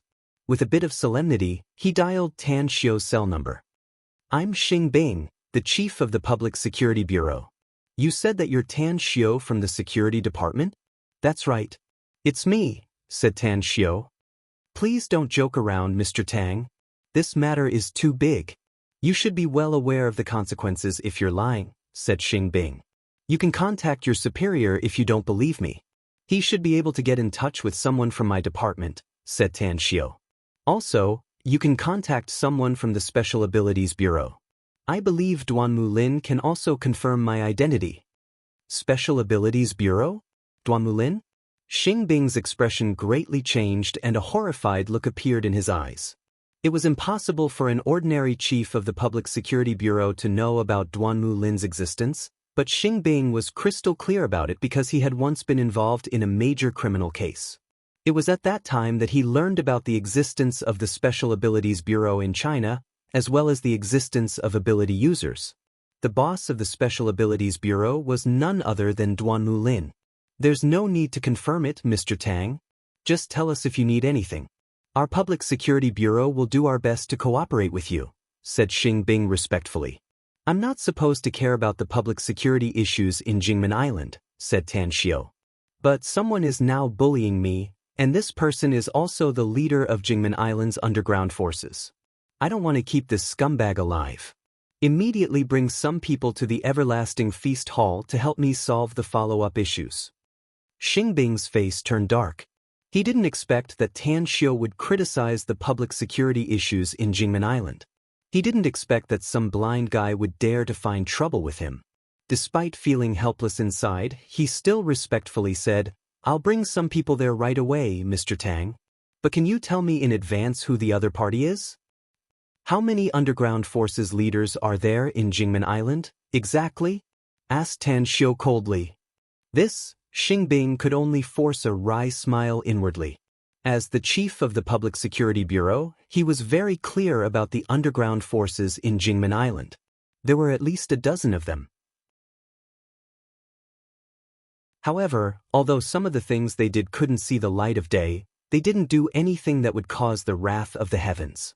Even if they did it secretly without leaving any traces.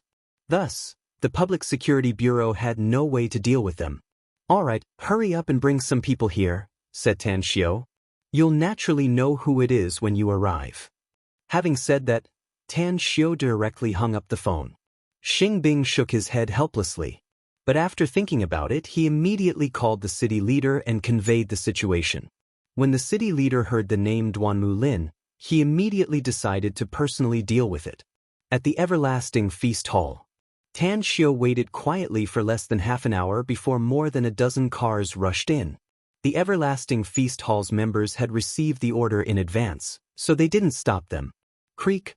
Along with the sound of the brakes, a strong man with lethal weapons quickly got out of the car. He glared at Tan Xiu and the others like a tiger watching its prey. After getting out of the car, Guofugui saw Lu Hao's group of 4 being restrained. He stared blankly for a moment before he came to Tan Xiu's group with a cold face and asked in a deep voice, "Who's the person in charge here?" Tan Xiu opened his eyes and observed Guofugui. Then he lightly smiled and said, "It seems that fate is really wonderful. You were supposed to be rich and powerful all your life, just like your name. But who would have thought that you would provoke me? That's why your fate has changed. What awaits you now is a prison sentence." "It seems that you're the person in charge, brat," said Guofugui disdainfully. "I, Guofugui, am not afraid of anything in heaven or earth. No one who can put me in prison has been born yet. Tell me, where did your people hide Yang Yen?" Chapter 989. Tan Xiu shook his head and indifferently said, "I've already sent them out of the country, so don't waste your efforts. But why do you keep chasing after Yang Yen? Why do you want to kill her? As far as I know, the Huang family should no longer pursue the matter of Zhou Dequan and Zhou Qing, right?" Guofugui was surprised and asked in a deep voice, "You actually know about the Huang and Zhou families? You? Who exactly are you? Haven't you seen it yourself?" Tan Xiu chuckled. "I'm the Everlasting Feast Hall's owner." Guofugui frowned and shook his head. "As far as I know, the Everlasting Feast Hall's owner is Gu Xiaoxue, not you. Where the hell did you come from? What you need to care about now is not me, but your own safety," said Tan Xiu. "I can tell you responsibly that Yang Yen and her brother have really been sent away by my men. You can find trouble with me if you feel unhappy about it, but I'm sure you'll regret it." "Regret?" Guofugui sneered. "With just you? You think you're so great just because you're the Everlasting Feast Hall's owner? Let me tell you, you're going against me and the Huang family of Fukang by shielding Yang Yen and her brother. The Huang family wants Zhou Dequan and Zhou Qing's lives, and I'm going to kill Yang Yen who helped Zhuqing escape. You'll die if you don't give us an explanation today. I already told you that the enmity between the Huang and Zhudequan has ended, and the Huang family will no longer pursue the matter of Zhuqing, said Tan Xiu. As for Yang Yen, she was just helping her friend. She has nothing to do with this matter. If you know what's good for you, you'll immediately take your men and scram. Don't trouble Zhuqing and Yang Yen ever again. Remember, this is an opportunity. I'm giving you a chance for the sake of the Huang family's head, Huang Jinfu. Otherwise, I won't spare you even if the Huang family's head comes. Guo Fugue looked at Tan Xiu as though he was looking at an idiot and sighed. Kid, why do you look so real? Who do you think you are? And he was giving face to Huang Jinfu? He really doesn't know the immensity of heaven and earth. He doesn't know how to spell the word death. Finished. He took a few steps back and waved his arm. Suddenly, dozens of strong men with weapons in their hands raised the machetes in their hands. Some of them even took out guns and pistols, aiming the muzzles at Tan Xiu and the others. Tan Xiu sat cross-legged without moving, but his expression turned cold as he said, "Don't kill them, but crippling them is fine. Getting rid of these scum of society can reduce some of the damage done to the good people." Guo Fugue sneered, "You sound like you're telling the truth. Do you think you're a cop? You're even thinking about others. What a joke."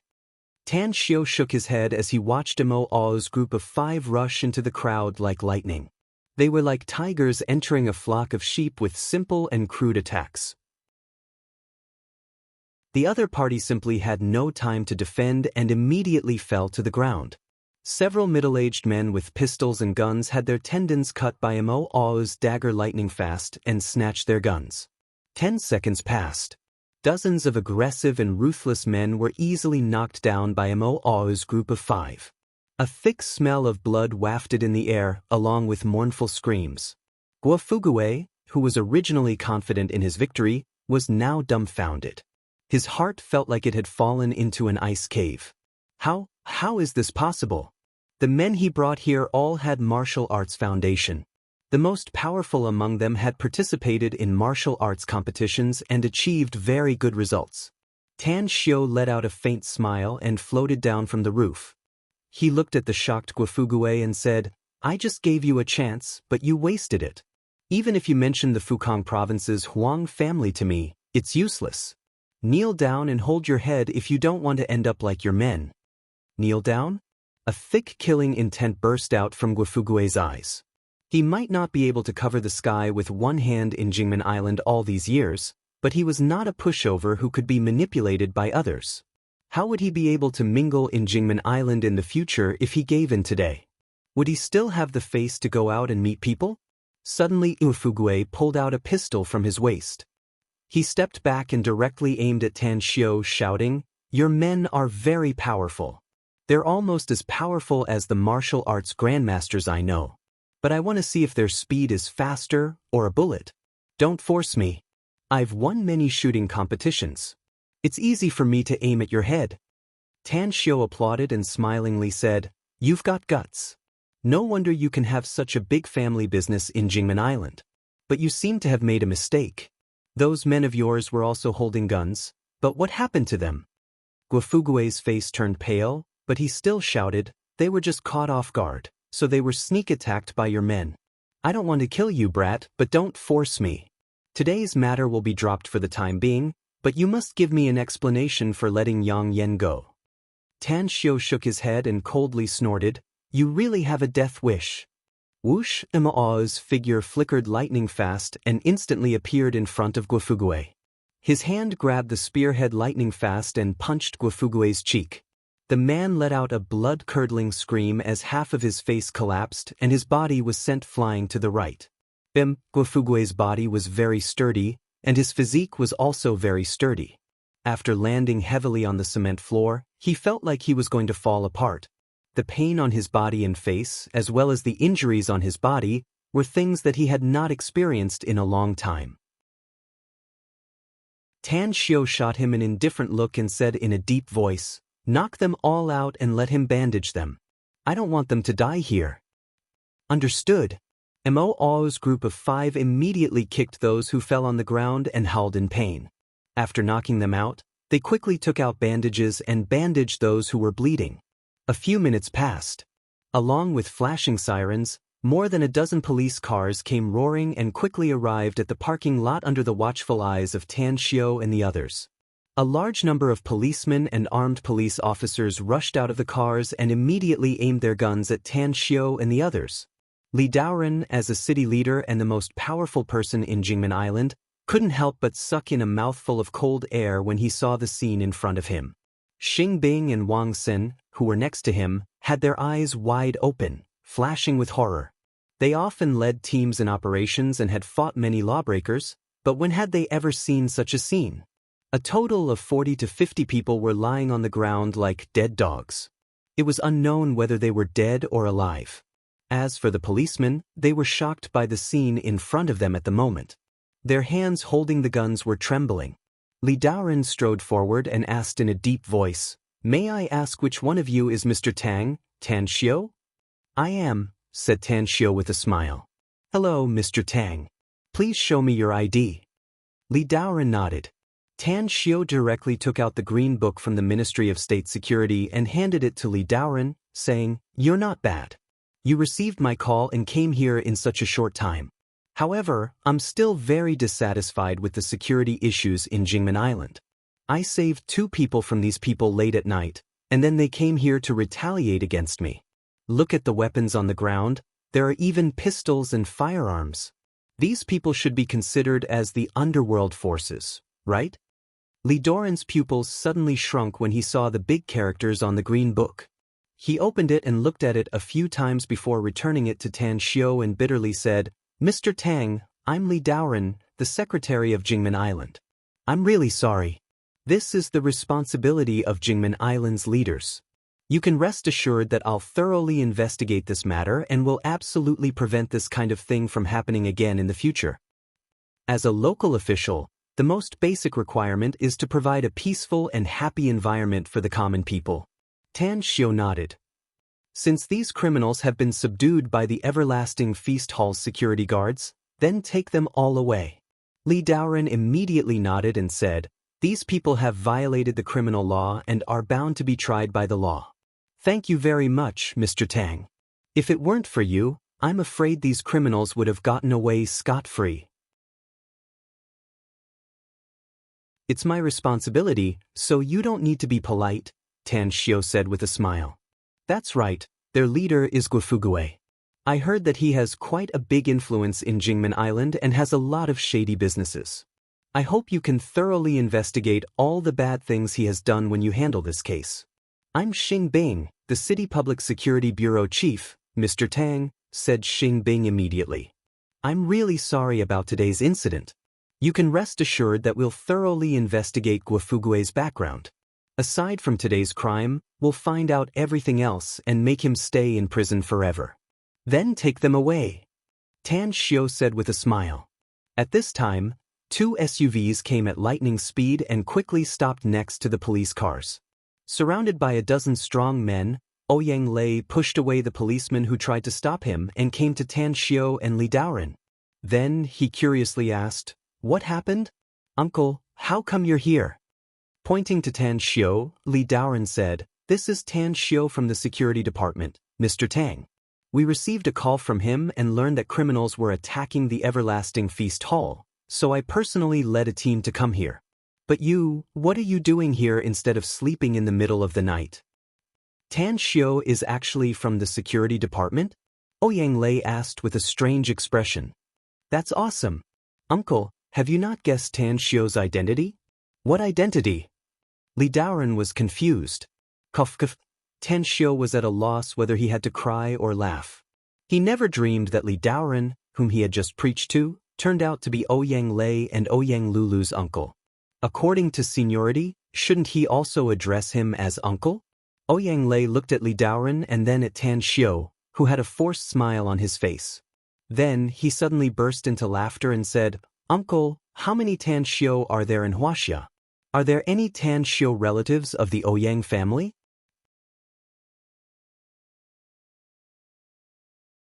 Chapter 990. Li Daoren blinked and suddenly recalled something. With a strange expression, he said, I remember now. Are you Lulu's? That's right.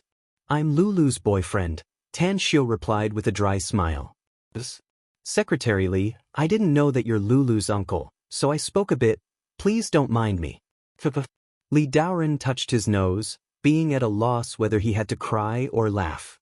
He knew Tan Xiu because of Tan Xiu's reputation as a divine doctor in Chinese medicine, and also because of his niece, Ouyang Lulu. What happened here before, as well as Tan Xiu's identity, didn't make him think about it. But now that he knew about it, he recalled that he was reprimanded by a junior. It was really embarrassing. However, Tan Xiu's identity as a member of the security department made him secretly shocked. He said, You can't be blamed if you don't know. I've been wanting to see Lulu's boyfriend before, but I didn't expect that we would meet under such circumstances tonight. Anyways, why did you come here in the middle of the night? It's the treasure my family got some time ago. I'm going to show it to Tan Xiu, said Ouyang Lei with a smile.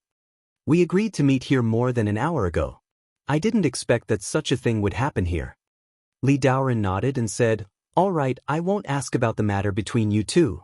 Tan Xiu, since you're Lulu's boyfriend, we're also family. Remember to take Lulu to our home when you have time. Also, remember to bring her to Senior Tang for me. Do you know my grandpa? Tan Xiu nodded and curiously asked. My father used to be Senior Tang's guard. Li Daoren nodded and said, But he was injured a few years ago, so he retired in Jingmen Island. I met Senior Tang with my father more than 20 years ago. Tan Xiu suddenly understood and immediately became closer to Li Daoren. He said with a smile, I'll call you uncle like Lulu. I'll definitely bring her to you if you want me to. Li Daoren nodded with satisfaction and said with a smile, Lulu is very lucky to find such a young and talented boyfriend like you. You have to be good in the future or else I, as your uncle, will not agree to it.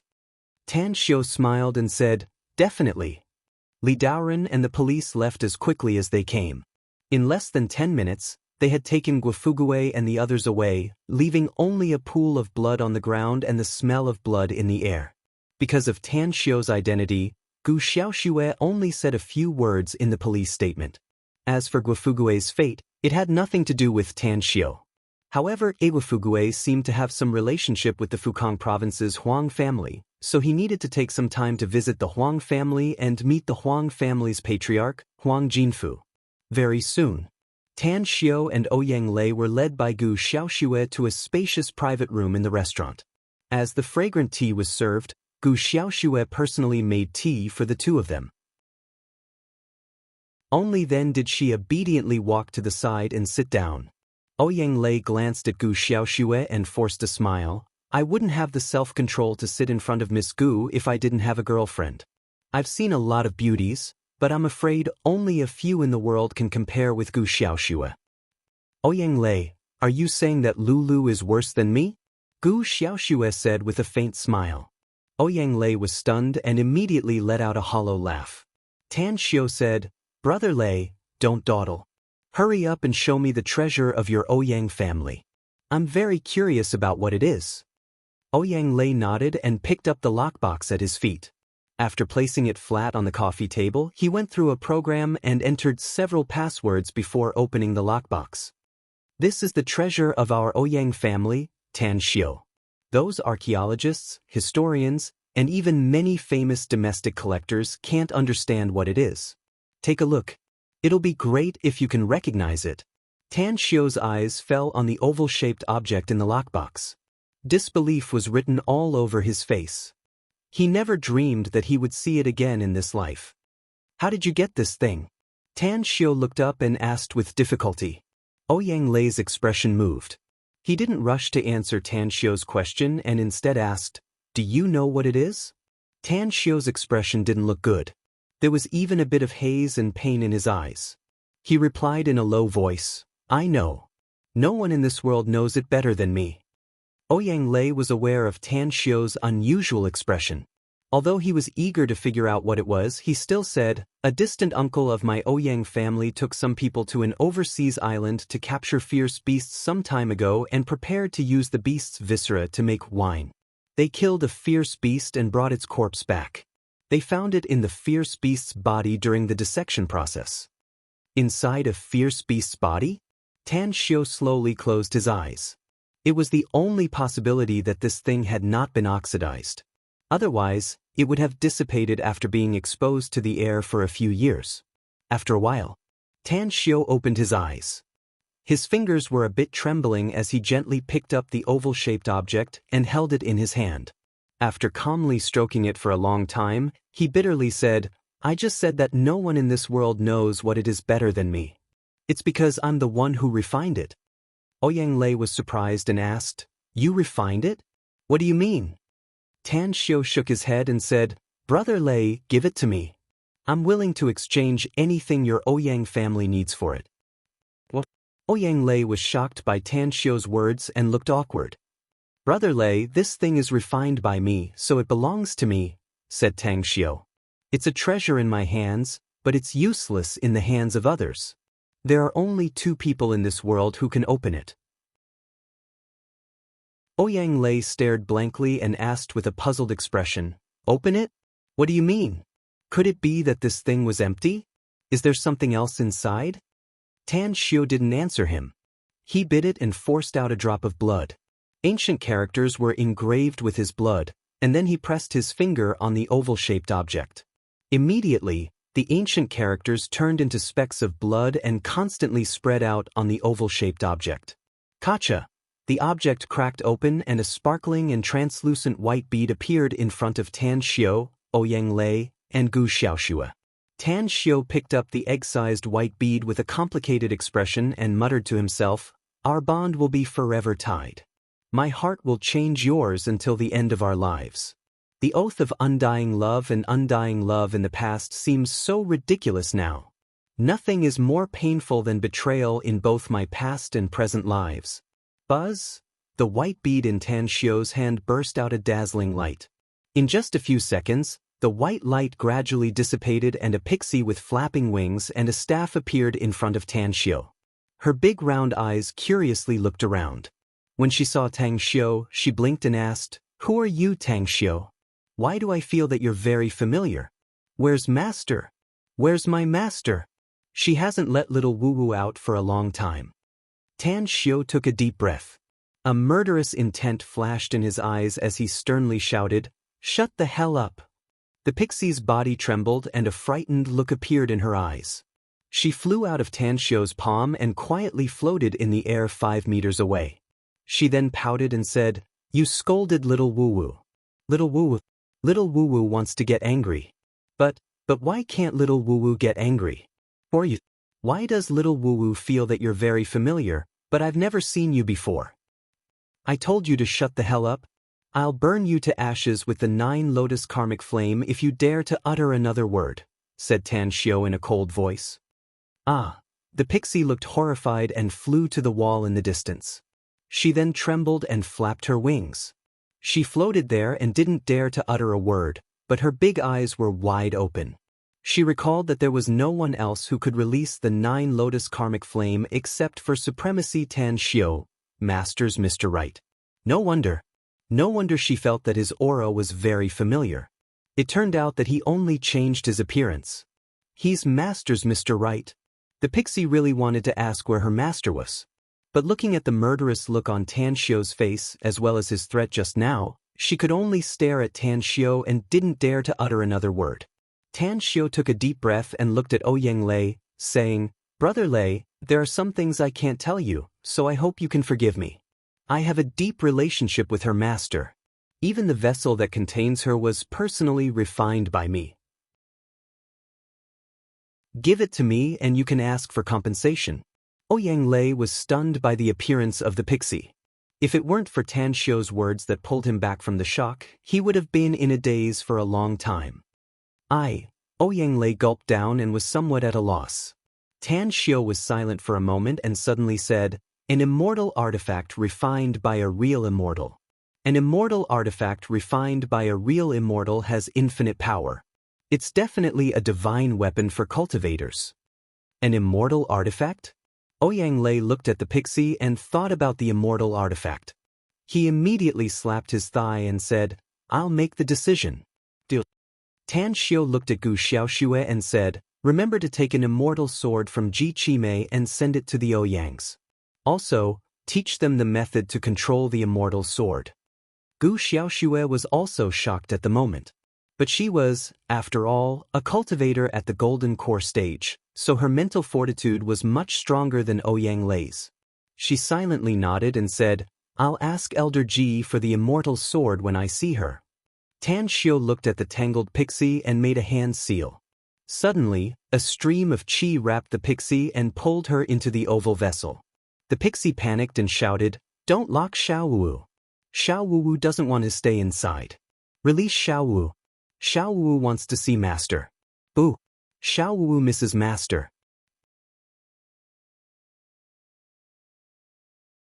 Chapter 991. Tan Xiu showed no mercy and resolutely closed the oval-shaped container.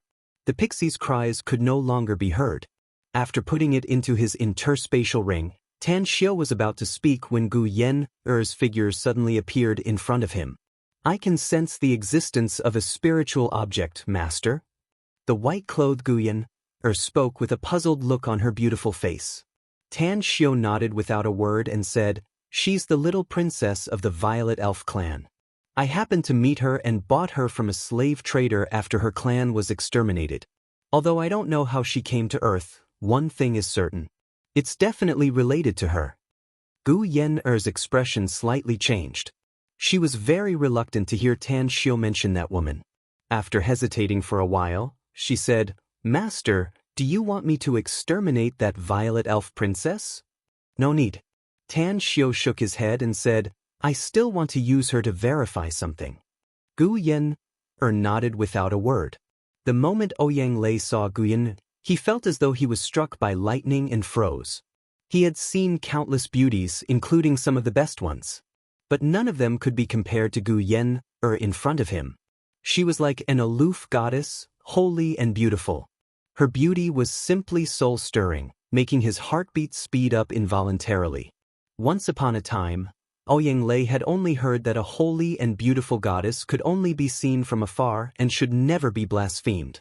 He had always been dismissive of this saying, thinking that it was just people exaggerating and that such a woman simply did not exist in this world. But now he believed it. Ouyang Lei even felt that it was blasphemy for him to stare at her directly. "Future brother-in-law, who is she?" After Ouyang Lei sobered up from his daze, he stammered and asked with a blushing face. Tan Xiu looked at him with a strange expression and said, "She's my apprentice and the founder of the Everlasting Feast Hall." What? Ouyang Lei was dumbfounded. The breathtakingly beautiful woman in front of him looked like she was in her 20s. How could she be the founder of the Everlasting Feast Hall? It must be noted that the Everlasting Feast Hall had been established decades ago, and the founder's age was probably no less than 20 or 30 years old. Could it be that the goddess in front of him was already 40 or 50 years old? He didn't see that when he called Tan Xiu, Guyer's eyes flashed with a cold light. He also didn't feel that the surrounding temperature had dropped by several degrees. "Future brother-in-law, are you joking with me? If she is your disciple, I can reluctantly accept it. But it was impossible for her to be the founder of the Everlasting Feast Hall. How old was she? How many years has the Everlasting Feast Hall been established?" Ouyang Lei finally stopped stuttering, but his face was full of disbelief. "Shut up." Gu Yen-er finally couldn't bear it anymore and angrily shouted, "Had it been in the past, I would have extracted your soul and burned it with the 9 underworld demonic flame for 1,000 years just based on the way you addressed me as master. Afterward, I would have destroyed your soul and made you unable to reincarnate forever." The dress?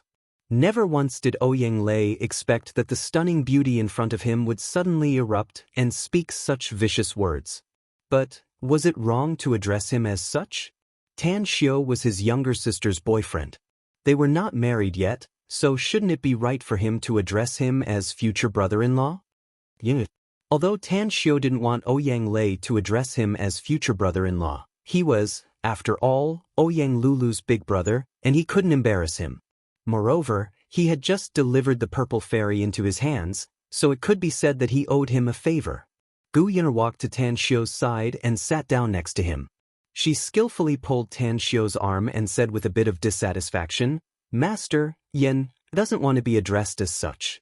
You haven't officially married his younger sister, so he can't just casually claim your relationship.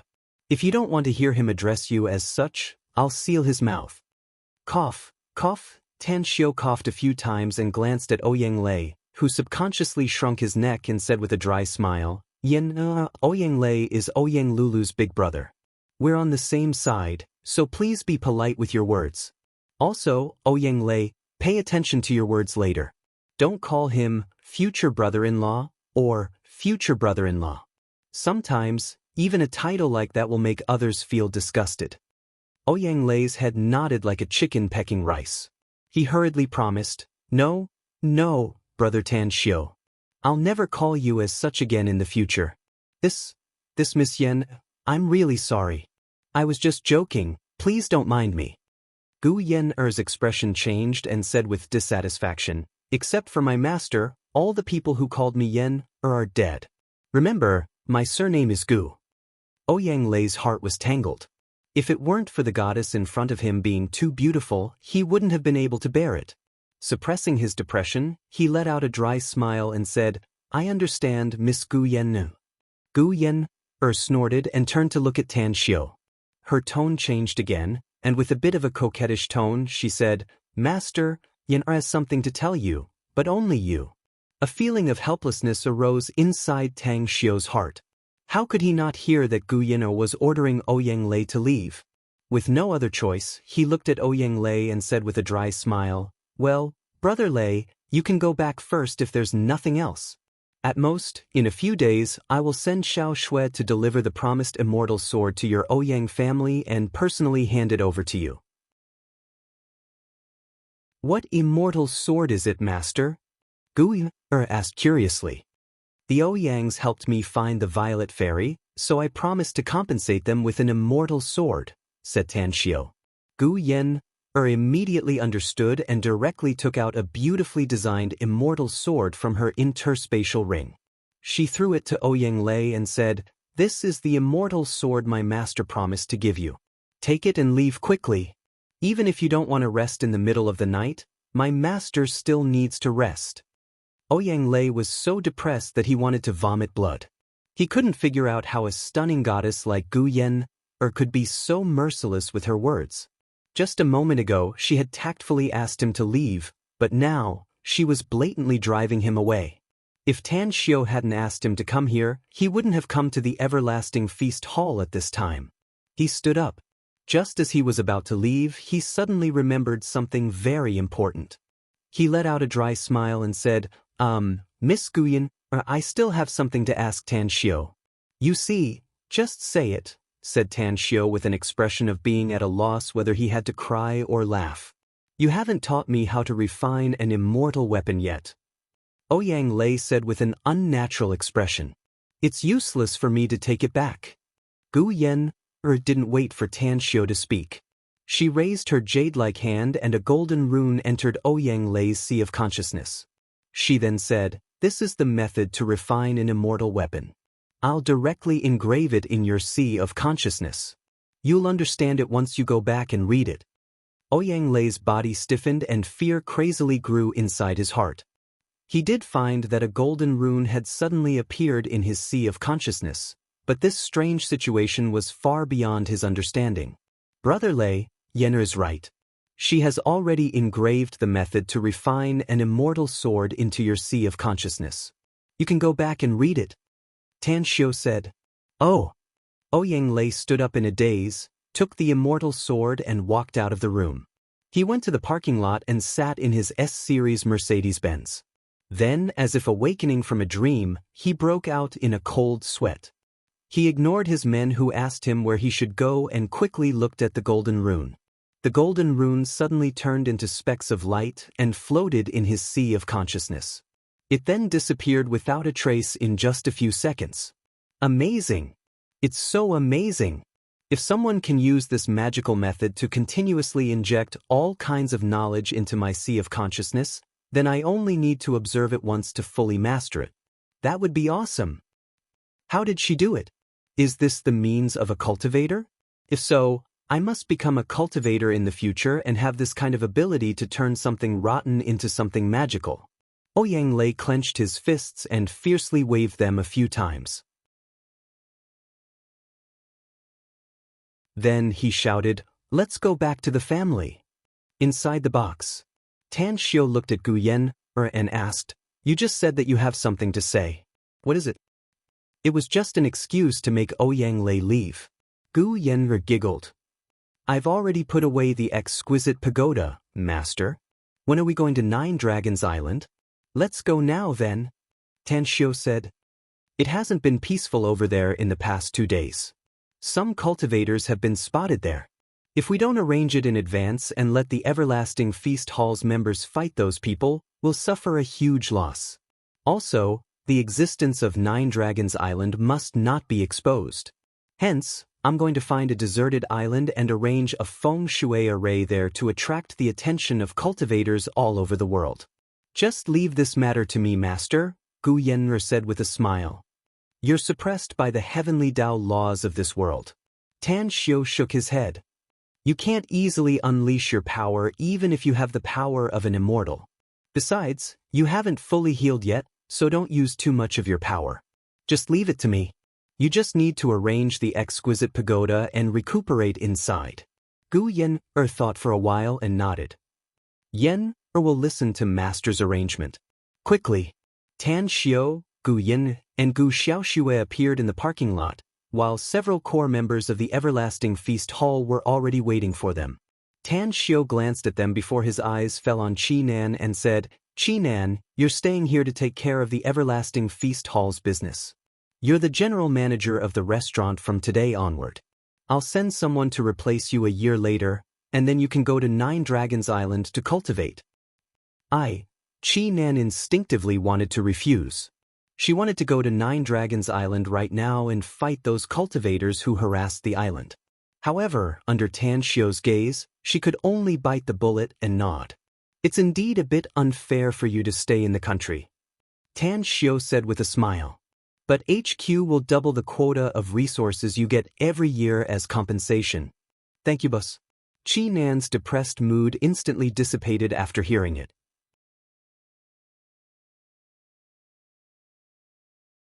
Chapter 992. The distance between Jingmen Island and Nine Dragons Island was more than 1,000 miles. It would probably take them a day or two to reach there if they were to travel according to normal speed. But with Gu Yen'er's presence, it only took her a dozen seconds to take Tan Xiu and several members of the Everlasting Feast Hall outside the Nine Dragons Island's grand array. "I'm afraid that only you can arrange such a grand array on Earth, master. Even Ji Qi can't do it better than you now." Gu Yen'er couldn't help but exclaim in admiration with a smile on her face. Tan Xiu let out a faint smile and looked at the dumbfounded and shocked core members of the Everlasting Feast Hall. Then he said, "Don't waste time. It's easy for you to enter directly given your strength." Gu Yen'er let out a faint smile. Her figure flashed and she immediately appeared on the square in front of the palace on Nine Dragons Island with everyone. Figures flashed lightning fast and several experts arrived in front of everyone in just a few breaths. "Boss." The experts looked pleasantly surprised and saluted Tan Xiu and Gu Yen'er at the same time. Tan Xiu waved his hand and said, "Go do your things. Inform On to come see me while you're at it." "Understood." Soon after, more than a dozen people dispersed. After receiving the notice, Mo On appeared in front of Tan Xiu, Gu Yen'er, and the others as fast as he could. Especially after seeing Gu Yen'er, an excited look flashed in his eyes as he respectfully saluted. "On, they have just arrived on Nine Dragons Island. Settle them down first and then gather all the core members in the main hall. I have something important to announce," ordered Tan Xiu. With a solemn expression, Mo On nodded and left with more than a dozen people. He was well aware of his boss, Tan Xiu's character. His boss would never rush everyone if there was nothing important. Ever since a large number of core members of the Everlasting Feast Hall arrived on Nine Dragons Island, his boss had only preached to everyone in the small hall. "Master." Gu Yin was like a fluttering butterfly. Her colorful dress fluttered in the wind, and her laughter sounded like silver bells. She rushed over from afar, and then intimately threw herself into Tan Xiu's arms. Tan Xiu picked her up with a smile and spun her around twice before putting her down. He said with a smile, "Baby Yin, greet your eldest senior sister." Gu Yin observed Gu Yen a few times and immediately learned the salute posture of the Everlasting Feast Hall's members. She saluted and said, "Yin greets senior sister." The corners of Gu Yen's mouth curled up. She stuffed a supreme-grade immortal sword into Gu Yin's hand, and several ancient talismans instantly entered Gu Yin's body. He chuckled and said, "I've given you the immortal sword and the refinement method. I've also imparted to you the other techniques that I've comprehended in the past. When your cultivation breaks through to the nascent soul stage, you will be able to see the contents of the absolute art. Yin, your physique is very good. It's rare to see it in the immortal world. If you cultivate properly, your future achievements will be limitless." Gu Yin firmly nodded and said, "Senior sister, I'll definitely cultivate diligently and protect you and master in the future." Gu Yin covered her mouth and chuckled as she intimately stroked her soft black hair. Shortly after, Tan Xiu introduced Mu Qingping to Gu Yen. Gu Yen had experienced a lot in the immortal world, so she naturally knew what it meant to be her master's housekeeper. It meant that Mu Qingping was the person her master trusted the most. Furthermore, she was Gu Yin's mother, so she was very polite to Mu Qingping, which made Mu Qingping feel flattered. 2 hours later, apart from a dozen core members of the Everlasting Feast Hall who were carrying out missions around the world, everyone else had rushed to the Great Hall in the central area of Nine Dragons Island. The Great Hall, which could accommodate 100,000 people, only had 100 or 200 people present, making it look particularly empty. With his hands behind his back, Tan Xiu stood straight on the podium at the northern end of the hall. On his left stood Gu Yen, while on his right stood Mu Qingping. His eyes lingered on more than 100 core members of the Everlasting Feast Hall. "Everyone is here, boss." Mo On shot lightning fast from the outside of the hall's entrance and came before Tan Xiu and respectfully reported. Tan Xiu nodded and followed Mo On back to the neat queue below. Then he said in a deep voice, "Today is the day when all the core members of the Everlasting Feast Hall have arrived. Even my disciple, Gu Yen, has arrived. After getting along with each other for 2 years, I believe everyone is already clear about this Tan Xiu's character and temperament, as well as my conduct. Today is the day the Everlasting Feast Hall will be disbanded and the day a new sect will be established. Now I can responsibly ask all of you, who is dissatisfied with me? You can quit now. But if all of you choose to stay, you will need to be loyal in the future. You will need to fight, and you will need to be strong and strong. Who wants to quit?" The 100 to 200 people in the entire hall looked at Tan Xiu with solemn expressions. No one spoke. With a firm and fanatical look on their faces, they raised their fists and heavily pounded their left chests. "All of you are very good," said Tan Xiu with satisfaction. "I need you to follow me in the future. I need you to fight side by side with me, fighting against hundreds of millions of enemies and races.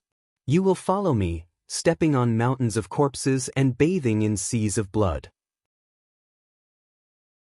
We will kill our way into the higher planes of the immortal world, demon world, spirit world, Buddha world, ghost world, and countless mysterious and unpredictable small worlds.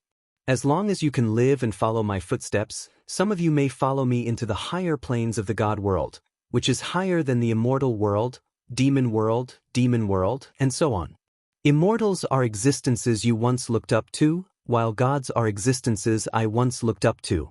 If you follow me, you must be prepared to kill immortals and gods. If you die, perhaps your souls will scatter and vanish forever in the myriad worlds. But if you live, you will become existences that countless races look up to.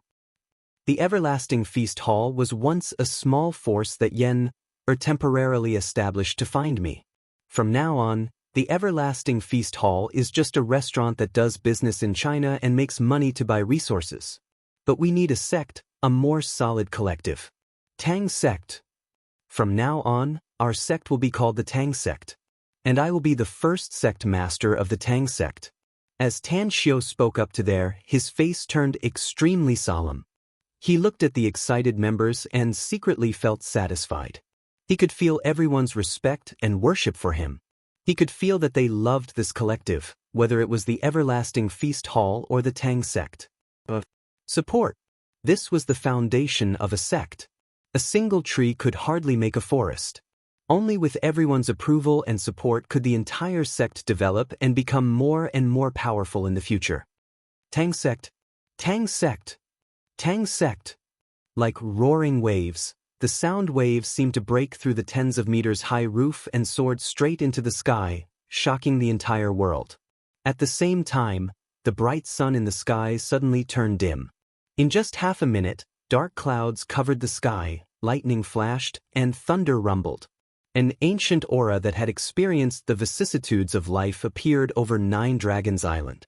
A huge pressure fell from the sky and instantly caused the island's protective array to shake and crumble as though it would break at any time. Standing next to Tan Xiu, Guyin wore a cold expression. Her figure instantly disappeared and reappeared hundreds of meters high in the sky the next moment. A long sword tore the sky and released a terrifying power. In a flash, the entire world seemed to freeze. Break. A hazy phantom separated from Gu Yen's body and expanded thousands of times in a flash. It was like a giant that could support the sky as the sword beam smashed the dark clouds and thunder. An invisible net hidden in the dark clouds and thunder was torn apart by the 10,000 feet long sword formed by the phantom. The clouds rolled back and the thunder and lightning dissipated. When the world regained its clarity, Guyin crazily coughed up a mouthful of blood. With a crazy wildness, she threw her head back and roared with laughter a few times before her body fell to the ground. Tan Xiu and the 200 new members of Tang sect rushed out of the hall. Although they didn't see what Gu Yen just did, they could guess what happened. Tan Xiu was both anxious and angry. He never dreamed that the establishment of Tang sect would trigger a worldly phenomenon that was detected by the heavenly Tao laws of this world, thus resulting in the heavenly Tao's wrath. Never did he expect that Gu Yen would be so reckless as to directly rush up and break the heavenly Tao's might. A cannonball-like figure instantly appeared 100 meters high in the sky and held Gu Yenner in his arms. Tan Xiu looked at her blood-stained lips, yet a bright smile appeared on her face. He felt distressed and cursed. "Do you want to die? You still have serious injuries that haven't healed yet. Damned girl, use your brain when you do things in the future. Even if the heavenly Tao laws punish you and you receive the heavenly Tao's lightning baptism, you won't be able to break my island's protective array and affect everyone on Nine Dragons Island." Gu Yenner coughed a few times and rubbed her delicate face on Tan Xiu's chest. Then she weakly said, "You can't be bullied even by the heavenly Tao laws, master. Tang sect is the first sect you've established and also the family you're going to pour your heart and soul into. Yenner will protect master and the Tang sect even if I have to die." Tan Xiu's heart throbbed. He looked at the bright smile on Gu Yenner's face and didn't reprimand her again. He gently kissed her forehead and murmured, "I, Tan Xiu, have done many right things in my life, but the most right thing I did was to raise you and accept you as my disciple." Gu Yenner's eyes rippled with happiness and a smile, as though a spring ripple was surging in her eyes. She grabbed Tan Xiu's arm and murmured, "I'll always be your disciple and your child, but I'm not satisfied. I still want to be your woman, generation after generation. Even if the universe is destroyed, even if the immortal world and the God's world are on the verge of destruction, Yen will never want to be separated from master again." Tang Xiu didn't speak again, but the strength he used to hold Gu Yen was much tighter than before. Whether she was his disciple, his child, or his wife, he was very clear about one thing. The Gu Yenner in his arms had taken root in his heart and pierced straight into the deepest part of his soul. It would be very difficult to touch her again. Once upon a time, there were two women who had taken root in Tan Xiu's heart. One was his mother, Su Lingyun, who haunted him even though he had been in the immortal world for thousands of years. The other was his beloved wife, Xue Qingqing, who had hurt his soul. And now, There was another figure in his heart, Guyer in his arms.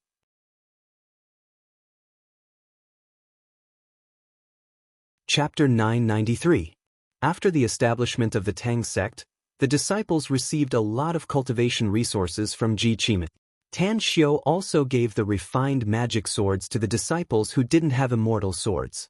Since Gu Yen was seriously injured, Tan Xiu personally placed the exquisite pagoda in the sea area covered by the island's protective array and let Gu Yen recuperate. Back at the venue, Tan Xiu announced in a deep voice, "I now announce that the Tang sect has 4 major divisions, which is also the usual development method of traditional cultivation sections. They are the God Slaughter Temple, the Logistics Pavilion, the Intelligence Pavilion, and the Assassination Hall. Mo Ao will take over as the Slaughter Temple's Temple Master and command the Armed Legion. The Slaughter Temple will be the largest armed force of the Tang sect in the future. As it absorbs more and more blood, it will shoulder the mission of expanding the territory in the future, so you must build an iron-blooded legion for me. Ji Qime will be the Logistics Pavilion Master and will control all the resources of the entire Tang sect. I'll draw up a resource distribution form later. Ji Qime, you must provide a steady stream of cultivation resources to all the disciples of the Tang sect to ensure that they won't lack cultivation resources in the future. Jin Shi will be the Intelligence Pavilion Master and will be responsible for establishing an intelligence department. You must establish an airtight intelligence network throughout the entire Earth within 2 years. I'll have the God Slaughter Temple cooperate with you to eradicate and nibble away at the Dark Wind, the largest intelligence organization in the world. Tang Yen will be the Assassination Hall Master and will select 2 assistants from the entire Tang sect to train a large number of assassins who are good at assassination. You can choose from thousands of seedlings and I must see the results of your training within 2 years.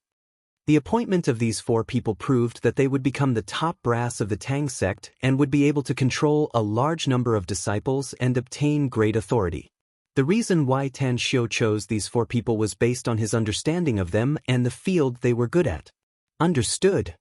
The 4 people appeared in front of Tan Xiu under the watchful eyes of countless people. Tan Xiu nodded with satisfaction and handed the 4 tokens he had personally refined to the 4 people. Then he said in a deep voice, "The Tang sect has just been established and will be divided into 4 major divisions for the time being. Each of you will be divided into many combinations in the future. I hope you will be loyal to the Tang sect and me." Loyalty. Loyalty. Loyalty. Loyalty. The 4 of them clenched their right fists and placed them on their left chests as they bowed and shouted. Tan Xiu nodded in satisfaction. He waved his hand to dismiss them and then said in a deep voice, "All of you are the earliest members of my Tang sect and will be the leading figures of the sect in the future. I hope to see all of you make great contributions. I hope to see all of you become stronger and stronger. There aren't many books that I've written in the library, but there are still more than 200 of them. It includes refining tools, alchemy, formations, taming beasts, body cultivators, soul cultivators, and various other categories.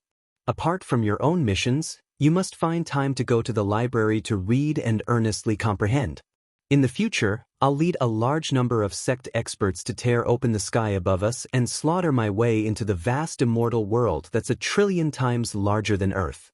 For us cultivators, seeking the Tao and becoming an immortal is the most fundamental foundation. But I can't wait that long to kill my way to the immortal world. Perhaps a few years later, or perhaps a decade later, we will have to execute the final plan. If you want to follow me to ascend to a higher plane and obtain a more vast and wonderful stage, your cultivation must break through to the spirit formation stage. But you're still far from it if you want to break through to the spirit formation stage. Hence, I'll give you resources and opportunities, but whether you can grasp them or not will depend on your own efforts." At this moment, all the members of the Tang sect looked shocked. They didn't know about Tan Xiu's final plan before. They only knew that Tan Xiu had a mysterious origin and was extremely talented. He was bound to achieve great things in the future. But they never expected that Tan Xiu's ultimate goal on Earth turned out to be to kill his way to the immortal world. Most, What shocked them the most was that they also had the opportunity to follow Tan Xiao to kill his way to the ethereal nothingness, the immortal world that all cultivators dreamed of ascending to. After a long while, each of them had their own positions and duties. But every member of the Tang sect was as excited as if they had been injected with chicken blood. While they felt the pressure, they also felt a deep sense of motivation. It was because Sect Master Tan Xiao had made it very clear that if they wanted to follow him to the immortal world, their cultivation must break through to the spirit formation stage. Moreover, they didn't have much time left. Given their current cultivation, they still had a long way to go to break through to the spirit formation stage. 2 days later, Tan Xiao sat cross-legged on the top of the palace, breathing and cultivating in front of the rising sun. Tan Xiao keenly grasped the purple qi that came from the east and absorbed it into his body. After such a long period of cultivation, his strength had been steadily improving. But it would take a longer time to cultivate the first layer of the heavenly art of cosmic genesis to the great perfection stage of the star's tyrannical body stage. Stronger. I need to become stronger. Tan Xiao slowly opened his eyes, but a strong desire was growing crazily in his eyes. Regardless of the era or even the world, there was an absolute law of survival. That was, the strong were respected, and fists were the ones who spoke. But now, he seemed to be very strong, but he was definitely not invincible. Tan Xiao knew that there were still some terrifying figures on Earth, such as the nascent soul stage powerhouse of the whole unitary sect. Several figures flashed from a distance and appeared in front of the palace in just a few breaths. Mo On stepped on the void and came to Tang Xiao's front step by step. Then, he respectfully reported, "All the materials have been delivered, Sect Master. Our men have also found 2 ships near the 13th barren island. However, the people on those ships are obviously not from the same group. They had a brief fight and seemed to be testing each other's strength." "How many groups of people have appeared in the vicinity of the surrounding deserted islands recently?" asked Tang Xiao. "Not counting those 2 groups, there have been 6 groups of people," said Mo On. "Including these 2 groups, it's already the 8th group. Most of them have frictions, but there hasn't been a large-scale fight between them. Also, the Celestial Wizard clan has yet to appear. The Celestial Wizard clan's people are probably planning to be the fisherman who benefits from the fight between the Sandpiper and the Clam." Tan Xiao sneered. However, Jin Shi and his men have dealt a heavy blow to the Celestial Wizard clan. They killed hundreds of their people in just a few days and inflicted heavy losses on them. Coupled with the fact that those assassin organizations have been sniping the Celestial Wizard clan's people for money, the Celestial Wizard clan can only hide like turtles and dare not come out. "What should we do now, Sect Master?" asked Mo On. "All the materials have been delivered to the 9th deserted island, so it's time for us to set off," said Tan Xiao. "Let's go. I'll set up the 9th deserted island as a battlefield for us to contend with the invading enemies. Also, you need to do something. Gather all the children who have broken through to the late stage of qi refining. I'm going to give them special training for a few days." Mo On nodded and said, "Except for the late stage of qi refining, do we need to gather them to break through to the foundation establishment stage?" "What did you say?" Tan Xiao was stunned and asked blankly. Mo On said, "Foundation establishment stage." "Sect Master, since you want to carry out special training for the children at the late stage of qi refining, do you still need special training for those who have broken through to the foundation establishment stage?" "You mean, some of those children have broken through to the foundation establishment stage?" asked Tan Xiao incredulously. "How is that possible? How could any of them have broken through to the foundation establishment stage in such a short time?" "Indeed. I'm also quite surprised," said Mo On with a smile. "But it's the truth.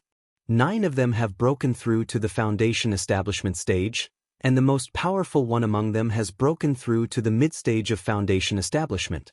Tan Xiao suddenly got up and asked in a deep voice, "What's his name?" 28, answered Mo On. "What do you mean?" asked Tan Xiao with a frown. "He's called 28, said Mo On with a forced smile. "When he was sent here by Ban's Ho, Others called him a little beggar, a wild child, and so on. But he said he's called 28. As for why he gave himself this name, I don't know. Where is he now? Asked Tan Xiu. He's in the training camp.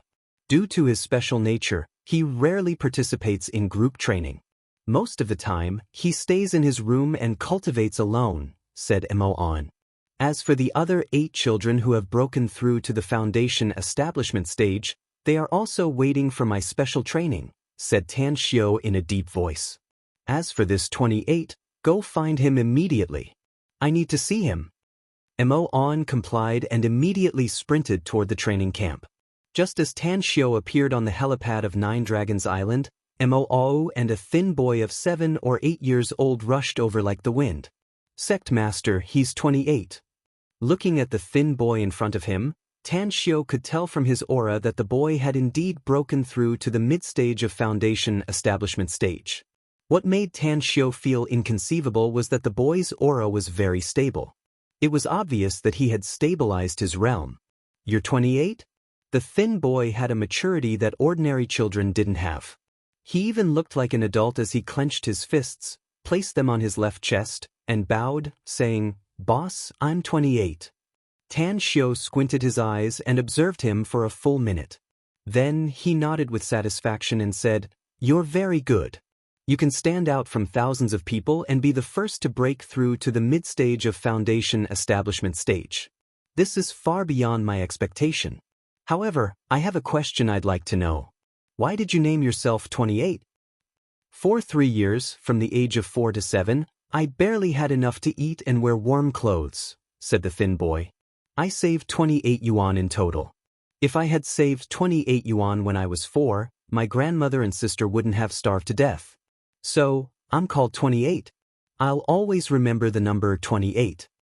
Tan Xiu nodded silently and said, "Stretch out your left hand."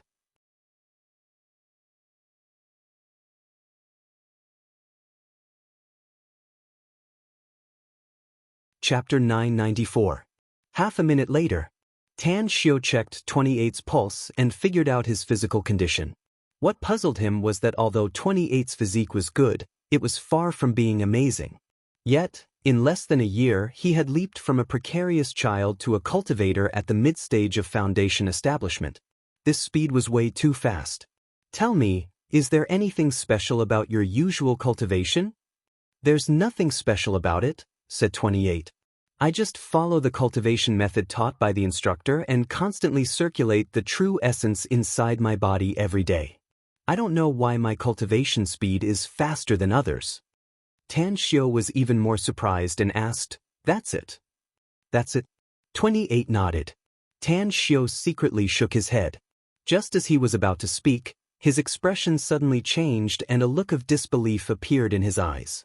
He hurriedly asked, "You just said that you constantly circulate the true essence inside your body every day? Is there no time for you to stop?" "Yeah." 28 nodded. "Isn't cultivation supposed to be like this?" Tan Xiu grabbed 28's wrist again. As his spiritual sense entered his body, Tan Xiu finally found something unusual about him. His meridians were very wide, but what shocked him the most was that 28's meridian wall was somewhat different from that of ordinary people. It was much more flexible, and there were even tiny blood-colored red spots faintly visible on it. Blood scripture? He actually has a blood scripture? Tan Xiu was so shocked by this discovery that he was speechless for a long time. When he was in the immortal world, he once read a record in a hidden ancient book. Hundreds of thousands of years ago, a peerless genius with a blood scripture physique appeared in the immortal world. That genius only took more than 2,000 years to successfully cultivate to the perfected golden immortal stage. It was a pity that he died in the hands of a supreme. Otherwise, he would have been able to break through to the supremacy stage in another 1,000 years with his potential. Even that ancient book recorded that if that peerless genius did not die prematurely, he would have been the most promising one to break through to the godhood stage at that time. And before his eyes, another cultivation genius with a blood scripture physique appeared?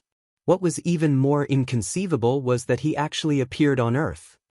"Boss, 28 didn't understand why Tan Xiu kept grabbing his wrist and didn't loosen his grip, But he didn't feel any malice coming from Tang Xiu. Ever since he was found in the garbage dump a year ago and sent to Shanghai, he had seen his boss, Tan Xiu, in front of him. He didn't understand why Tan Xiu wanted to adopt him and so many other children. But he understood one thing. It was Tan Xiu who gave him food, drink, clothes, and use. Most importantly, Tan Xiu sent people to teach them cultivation techniques, allowing them to possess great power. Therefore, like tens of thousands of other children, he treated Tan Xiu as their boss on the surface, but in his heart, he treated Tan Xiu as his family, or even the closest person to him. Like the other children, he was willing to be loyal to Tan Xiu and give everything to Tan Xiu. Tan Xiu raised his hand to interrupt 28. After releasing his hand, he solemnly asked, 28, I'm going to give you a surname. Do you want it? A surname? 28's eyes lit up and he nodded. I do. If so, then you'll be called Tang 28 from now on, said Tan Xiu. 28 was excited. He knew that some of the children who trained with him were given surnames by the boss, such as Jin, Mu, Shui, Hua, and Tuesday. The 5 of them were named Tang Jin, Tang Mu, Tang Shui, Tang Hua, and Tang Tu respectively. Now, he also had a surname, which was Tang after his boss's surname. Alright, I'm already called Tang 28. Tan Xiu nodded with satisfaction and said, Tang 28, do you want to be different from others?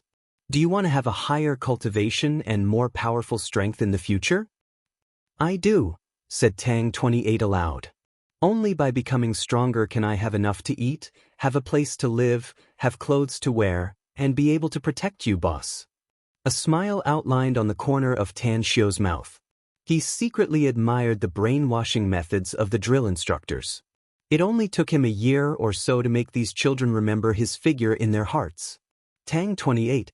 From now on, you'll leave the training camp and be Tan Xiu's shadow. I'll give you the authority to pick 4 companions from the training camp and have them follow you at all times, listening to your commands at all times. Go.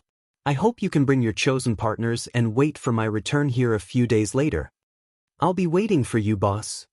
Tang 28 firmly nodded. Remember, don't call me boss from now on. You must call me sect master, said Tan Xiu. I'll send someone to record your name in the Tang sect's register. You'll also be a new disciple of the Tang sect. Tang sect? Tang 28 silently engraved the name in his heart and nodded. Shortly after, 2 helicopters roared and flew toward the 9th deserted island. After an hour or 2 of flight, they arrived at the 9th deserted island. At this time, some people were already stationed on the 9th deserted island. The number of people was not big, but there were still more than 20 of them. Bush, bush, bush. Figures flickered lightning fast from the 2 helicopters' hatches and quickly landed on the 9th deserted island. Old Angie and Chen Yen were among the more than 20 people who had been waiting for a long time. Most of them were felons rescued by Tan Xiu from labor camp number 1319, and only a few of them were former peripheral members of the Everlasting Feast Hall. They were in a neat formation with a somber atmosphere. Upon seeing Tan Xiu's arrival, more than 20 people immediately looked fanatical and shouted loudly. Tan Xiu looked at the people in front of him and was secretly satisfied, especially the nearly 20 felons he had rescued from labor camp number 1319.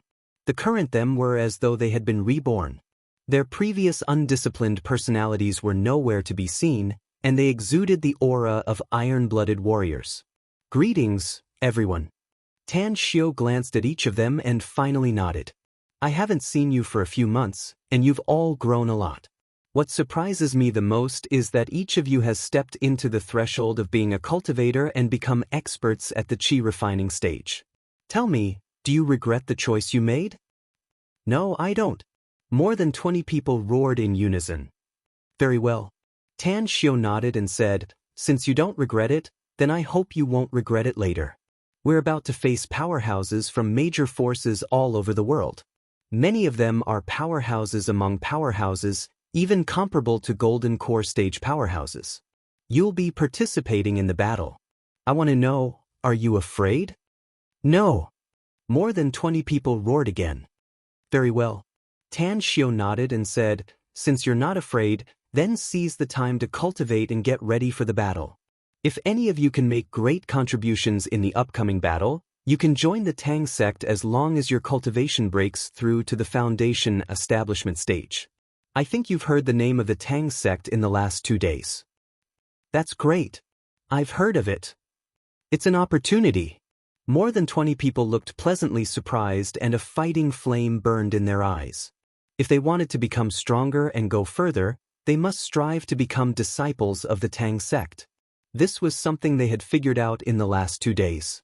As long as they became disciples of the Tang sect, they would be able to obtain more cultivation resources, learn more cultivation secret manuals, and master more abilities. This was an opportunity.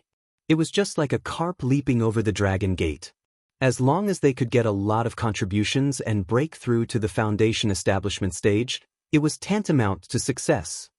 I still have some things to deal with, so you can go, said Tan Xiao. Shortly after, Tan Xiao spent a lot of materials to cover the entire 9th barren island. In fact, he even set up an illusory formation inside the island's protective formation. Anyone who could break the outer layer of the island's protective array would see the illusion array. Once they entered it, it would be equivalent to entering an illusion. The 9th barren island. It was the place that replaced the 9 Dragons Island and was about to be exposed to the eyes of the major forces. It was also the main battlefield. After arranging everything, Tan Xiao didn't hurry to leave. Instead, he issued an order for a large number of peripheral members to come and participate in the upcoming battle. What's the date today on? Standing on the coastline of the 9th barren island, Tan Xiao suddenly asked. Today is the 4th of September, Sect Master, answered Mo On. The 4th of September? Tan Xiao stared blankly for a moment before a wry smile appeared on his face. On this date, Shanghai University had already started its semester, and he skipped classes at the beginning of his sophomore year. I gotta go back as soon as possible. Tan Xiao recalled the Violet Fairy in his interspatial ring and Han Qinggu. He also needed to use the Violet Fairy to verify it because he was very concerned about the result of the verification. Whoosh! A figure flickered lightning fast from the distant sea and soon stood in front of Tan Xiao and Mo On. It was none other than Spectre. I have something to report, boss. What's the matter? Asked Tan Xiao. A liner has been wandering in the nearby sea recently, said Spectre. To our surprise, there's no one outside the liner. It's as if there's no one on the entire liner. I sneaked to the surface and found that there were only a dozen crew members on the liner. But when I asked the crew, they said that there's a guest on the liner who rented the ship and asked them to come here. It's strange that we couldn't find any trace of her when we searched together. You didn't ask who she is? Asked Tan Xiao with a frown. I only know that she's a woman in her 20s or 30s, said Spectre with a wry smile. She always wears a black robe and a mask on her face, so the crew members don't know what she looks like. That's right, this woman is proficient in music. She played several musical instruments while drifting on the sea. The music she plays is very beautiful. Proficient in music? Tan Xiao's expression slightly changed. He suddenly recalled the time when he fought with Death Diana Buddhist master in Bangkok in Tea Country. There was an expert who was proficient in music. She never showed up, and the people he sent to look for her didn't find her either. Could it be? Was the mysterious woman on the liner the same person who helped him in Bangkok in Tea Country? If not, then she might just be a bit mysterious. But if she was, then who was she? How could she appear and disappear so mysteriously and always appear in the vicinity of his place? Where's that liner now? Asked Tan Xiao in a deep voice. It's only about 100 nautical miles away from the 9th barren island, said Spectre. But that liner has been sailing aimlessly in the nearby sea for a long time. It's estimated that it's time to return. Take me to that liner, said Tan Xiao in a deep voice. I want to figure out who's playing tricks on us.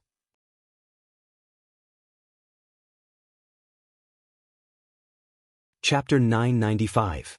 The sky was blue and the wind was gentle. A top-of-the-line military helicopter with a black configuration was overlooking the sea like a goshawk as it flew toward the northeast direction of the 9th barren island. Inside the helicopter, Tan Xiu was observing the sea below with a pair of binoculars, looking for the lone liner that was drifting alone. A few hours later, when the helicopter's fuel was about to run out, he still couldn't find any trace of the liner, so he had no choice but to return to the 9th barren island. Forget it. Although Tan Xiu was curious about the mysterious man who was proficient in music, he had a faint feeling that the other party was a friend and not an enemy. Otherwise, the other party wouldn't have helped him in Bangkok in tea country. After putting this matter aside for the time being, Tang Xiu then paid attention to the situation on the 9th deserted island. He had ordered the peripheral members stationed on the other deserted islands in the surroundings to only leave 2 people to hide and observe in the dark, while the rest were to evacuate to the 9th deserted island. Hence, the passenger ships that came from other places transported the members under his command to the 9th deserted island.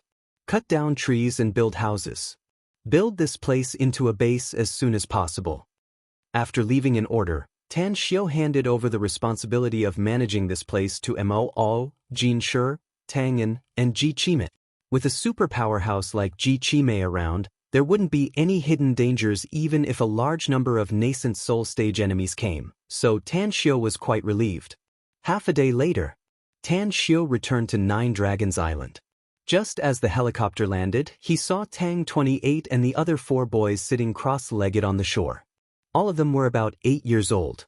Aside from Tang 28, the other 4 boys were very strong and vigorous, destined to become burly men in the future. Grand Master. Gu Xiaoxue came and asked after seeing Tan Xiu, "What's your next plan, sir? Are you going to leave 9 Dragons Island to command the battle on the 9th barren island?" According to the analysis of the current situation, the world's major forces shouldn't be going to war with our people in a short time. Tan Xiu shook his head. It's already September and Demon Capital University has started its semester. I need to report there and verify something while I'm at it. Gu Xiaoxue nodded and said, "Miss Zhang also wants to return to China. Will you take her with you?" "She'll go back with me." Tan Xiu nodded and said, "She'll go back with me. After all, she's a modern person and has her own life to continue. I'll bring her to 9 Dragons Island when she can see through the secular world. Yenair is currently in seclusion to heal, so I won't tell her about my departure. You can tell her after she finishes healing. Perhaps it won't be long before I return." Gu Xiaoxue said, "I'll tell Master." Grandmaster, if you let Mo and Jin Shi take charge of the 9th island, who will go back with you? You need someone to follow you. Tan Xiu shook his head and said with a smile, "Forget it this time. I'll take Tang 28 and the other 4 back. They can help me with some trivial matters."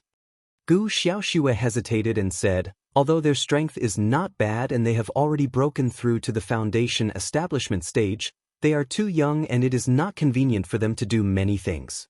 Do you want to bring more people?" "No need." Tan Xiu shook his head. Shortly after, Tan Xiu came to the southeast training ground. 842 Boy Scouts who had broken through to the mid-stage of Qi refining and 128 who had broken through to the late stage of Qi refining had been gathered here. All of them sat cross-legged on the huge training ground, silently cultivating. 2 men and 2 women, 4 Boy Scouts who had broken through to the early stage of foundation establishment, sat cross-legged on 4 square stone platforms that were half a meter high and 2 meters long and wide. "Halt your cultivation and stand up." Wolfhead, who wore a black uniform and had a grim expression, immediately shouted upon seeing Tan Xiu's arrival. His voice was as loud as a great bell that spread throughout the training ground. The 974 Boy Scouts who had been gathered here instantly opened their eyes upon hearing the voice. They swiftly got up and stood straight as they looked at Tang Xiu who had just arrived. But all of them had seen Tan Xiu before. Each of them even had a picture of Tan Xiu, the master they needed to be loyal to in this life. Tan Xiu glanced at them and nodded with satisfaction. Then, he shouted, "You should have heard that the Tang sect has been officially established and its rules and regulations will be more and more perfect. Children like you who were brought to 9 Dragons Island have yet to have the opportunity to join the sect and become official disciples of the Tang sect. All of you are talented children in cultivation and are the future pillars of the Tang sect. But you must prove your worth if you want to pass the test and become a member of the Tang sect. First, you must make great contributions. The greater the contribution, the more likely you are to join the Tang sect in the future. Second, your cultivation must break through to the golden core stage. The disciples of Tang sect need powerhouses, not trash. You can stand out among tens of thousands of Boy Scouts, and even the weakest among you has broken through to the mid-stage of Qi refining. This shows that you are worthy of training. I'll conduct special training for you in the next 3 days. This special training will be very hard, tiring, and even life-threatening. However, all of you must persevere. At this moment, Tan Xiu showed his ruthless side. He knew very well that only by putting pressure on these children would they be able to work harder. Only by putting in more effort in cultivation would they have a greater chance of survival in the future when they have to fight for their lives. The first day, Tan Xiu arranged an illusion array in the training ground. Due to the children's cultivation being too low, the array's power was very weak. As long as they didn't lower their guard and could burst out with the strength of the mid-stage of Qi refining, they could survive inside. The illusion array could make people lose themselves and also temper their minds. The 979 children, including Tang 28, were facing an endless stream of enemies. These enemies were slightly weaker than them, but there were a lot of them. Furthermore, Tan Xiu also created children of the same age in the illusion array so that they could adapt to the fight. However, as they fought, the enemies grew older and older. In the end, the ones they fought were all burly men. An hour later, a round of fighting. An hour later, they recovered their strength with the help of medicinal pills. For a full 12 hours, the 979 children had all experienced 12 battles. Every time, the number of enemies was more than 200. Although Tan Xiu said that he would let them fight alone, he was secretly controlling the entire illusion array. Whenever the children were facing death, he would secretly go easy on them, gradually enriching their combat experience. The second day, Tan Xiu took everyone away from Nine Dragons Island and went down to withstand the pressure of the seawater. He also set a strict rule that they could only dive to a great depth, which was almost the limit of the children. The third day, Tan Xiu fought against the 979 children alone. Whether they were besieging him or fighting him alone, he took them all on. He also gave them pointers on fighting skills and even taught them spells. After ravaging them, the children kept gaining benefits and making rapid progress. The fourth day, Tan Xiu taught them the method to cultivate their spiritual sense, allowing them to comprehend the results of the past few days' training. If they encountered something they didn't understand, he would carefully explain it to them. If they encountered a lack of resources, he would take out a lot of medicinal pills. In the end, he asked all the children to write down their gains in the past few days and share them with others. At last, after 4 days of special training, the children made rapid progress. 36 of them broke through from the middle stage of Qi refining to the late stage, and 5 of them broke through to the early stage of foundation establishment. Tan Xiu believed that it wouldn't take long for these children to make breakthroughs after these days of special training and the provision of a large number of resources. Some of them could even improve by 1 or 2 levels in a short time. September 10th. Tang Xiu then took Zhang Xinya, Tang 28, and his 4 chosen companions to set foot on Huaxia's territory again. Zhang Xinya looked a little excited the moment they came out of the Shanghai airport. Although she was wearing big sunglasses and a mask, Tan Xiu could still feel her excitement. "Now that you're back, live a good life." Tan Xiu held her hand and said with a smile. Zhang Xinya nodded repeatedly. She seemed to recall something and began to look around as though she was looking for something. Soon, she locked onto a girl who was dressed similarly to her. She was wearing sunglasses, a mask, and a cap. "Here." Zhang Xinya waved and saw the girl coming over. She released Tan Xiu's hand and strode forward to greet her. After hugging the girl, she smiled and said, "I told you not to pick me up, but you didn't listen." Zhang Xinyue had just seen the scene of Tan Xiu and her sister holding hands. She tried to conceal her complicated feelings and pretended to be calm. She smiled and said, "You finally came back from abroad, big sis?" Of course I have to pick you up personally. Did brother-in-law bully you these days? Brother-in-law? The smile on Zhang Xinya's face faded a bit. She turned to look at Tan Xiao and suddenly whispered, Xinyue, you're not allowed to call Tan Xiao brother-in-law in the future. Zhang Xinyue stared blankly and was somewhat at a loss. I already know what happened between you two. You don't need to explain anything to me. Tan Xiao has already told me about it, said Zhang Xinya in a low voice. Let's talk about it when we get back. In any case, you can just call him Tan Xiao in the future. Zhang Xinyue opened her mouth, but she didn't know what to say. She was a bit angry inwardly. She was angry at Tan Xiao for telling this matter to her elder sister, Zhang Xinya. She didn't even know how to face her elder sister at this moment. Zhang Xinya knew her younger sister very well. She told her sister to come back in advance because she wanted to find an opportunity to let her understand something. She had long guessed that her younger sister would have such a reaction. You're tuning in to the Passion Pages YouTube channel. We're so grateful for your support, and don't forget to subscribe to join us on this incredible journey through captivating stories. Your generosity through donations truly makes a world of difference, as it's the primary source of revenue that allows me to expand and enhance this channel for you. Thank you from the bottom of my heart for being a part of this adventure.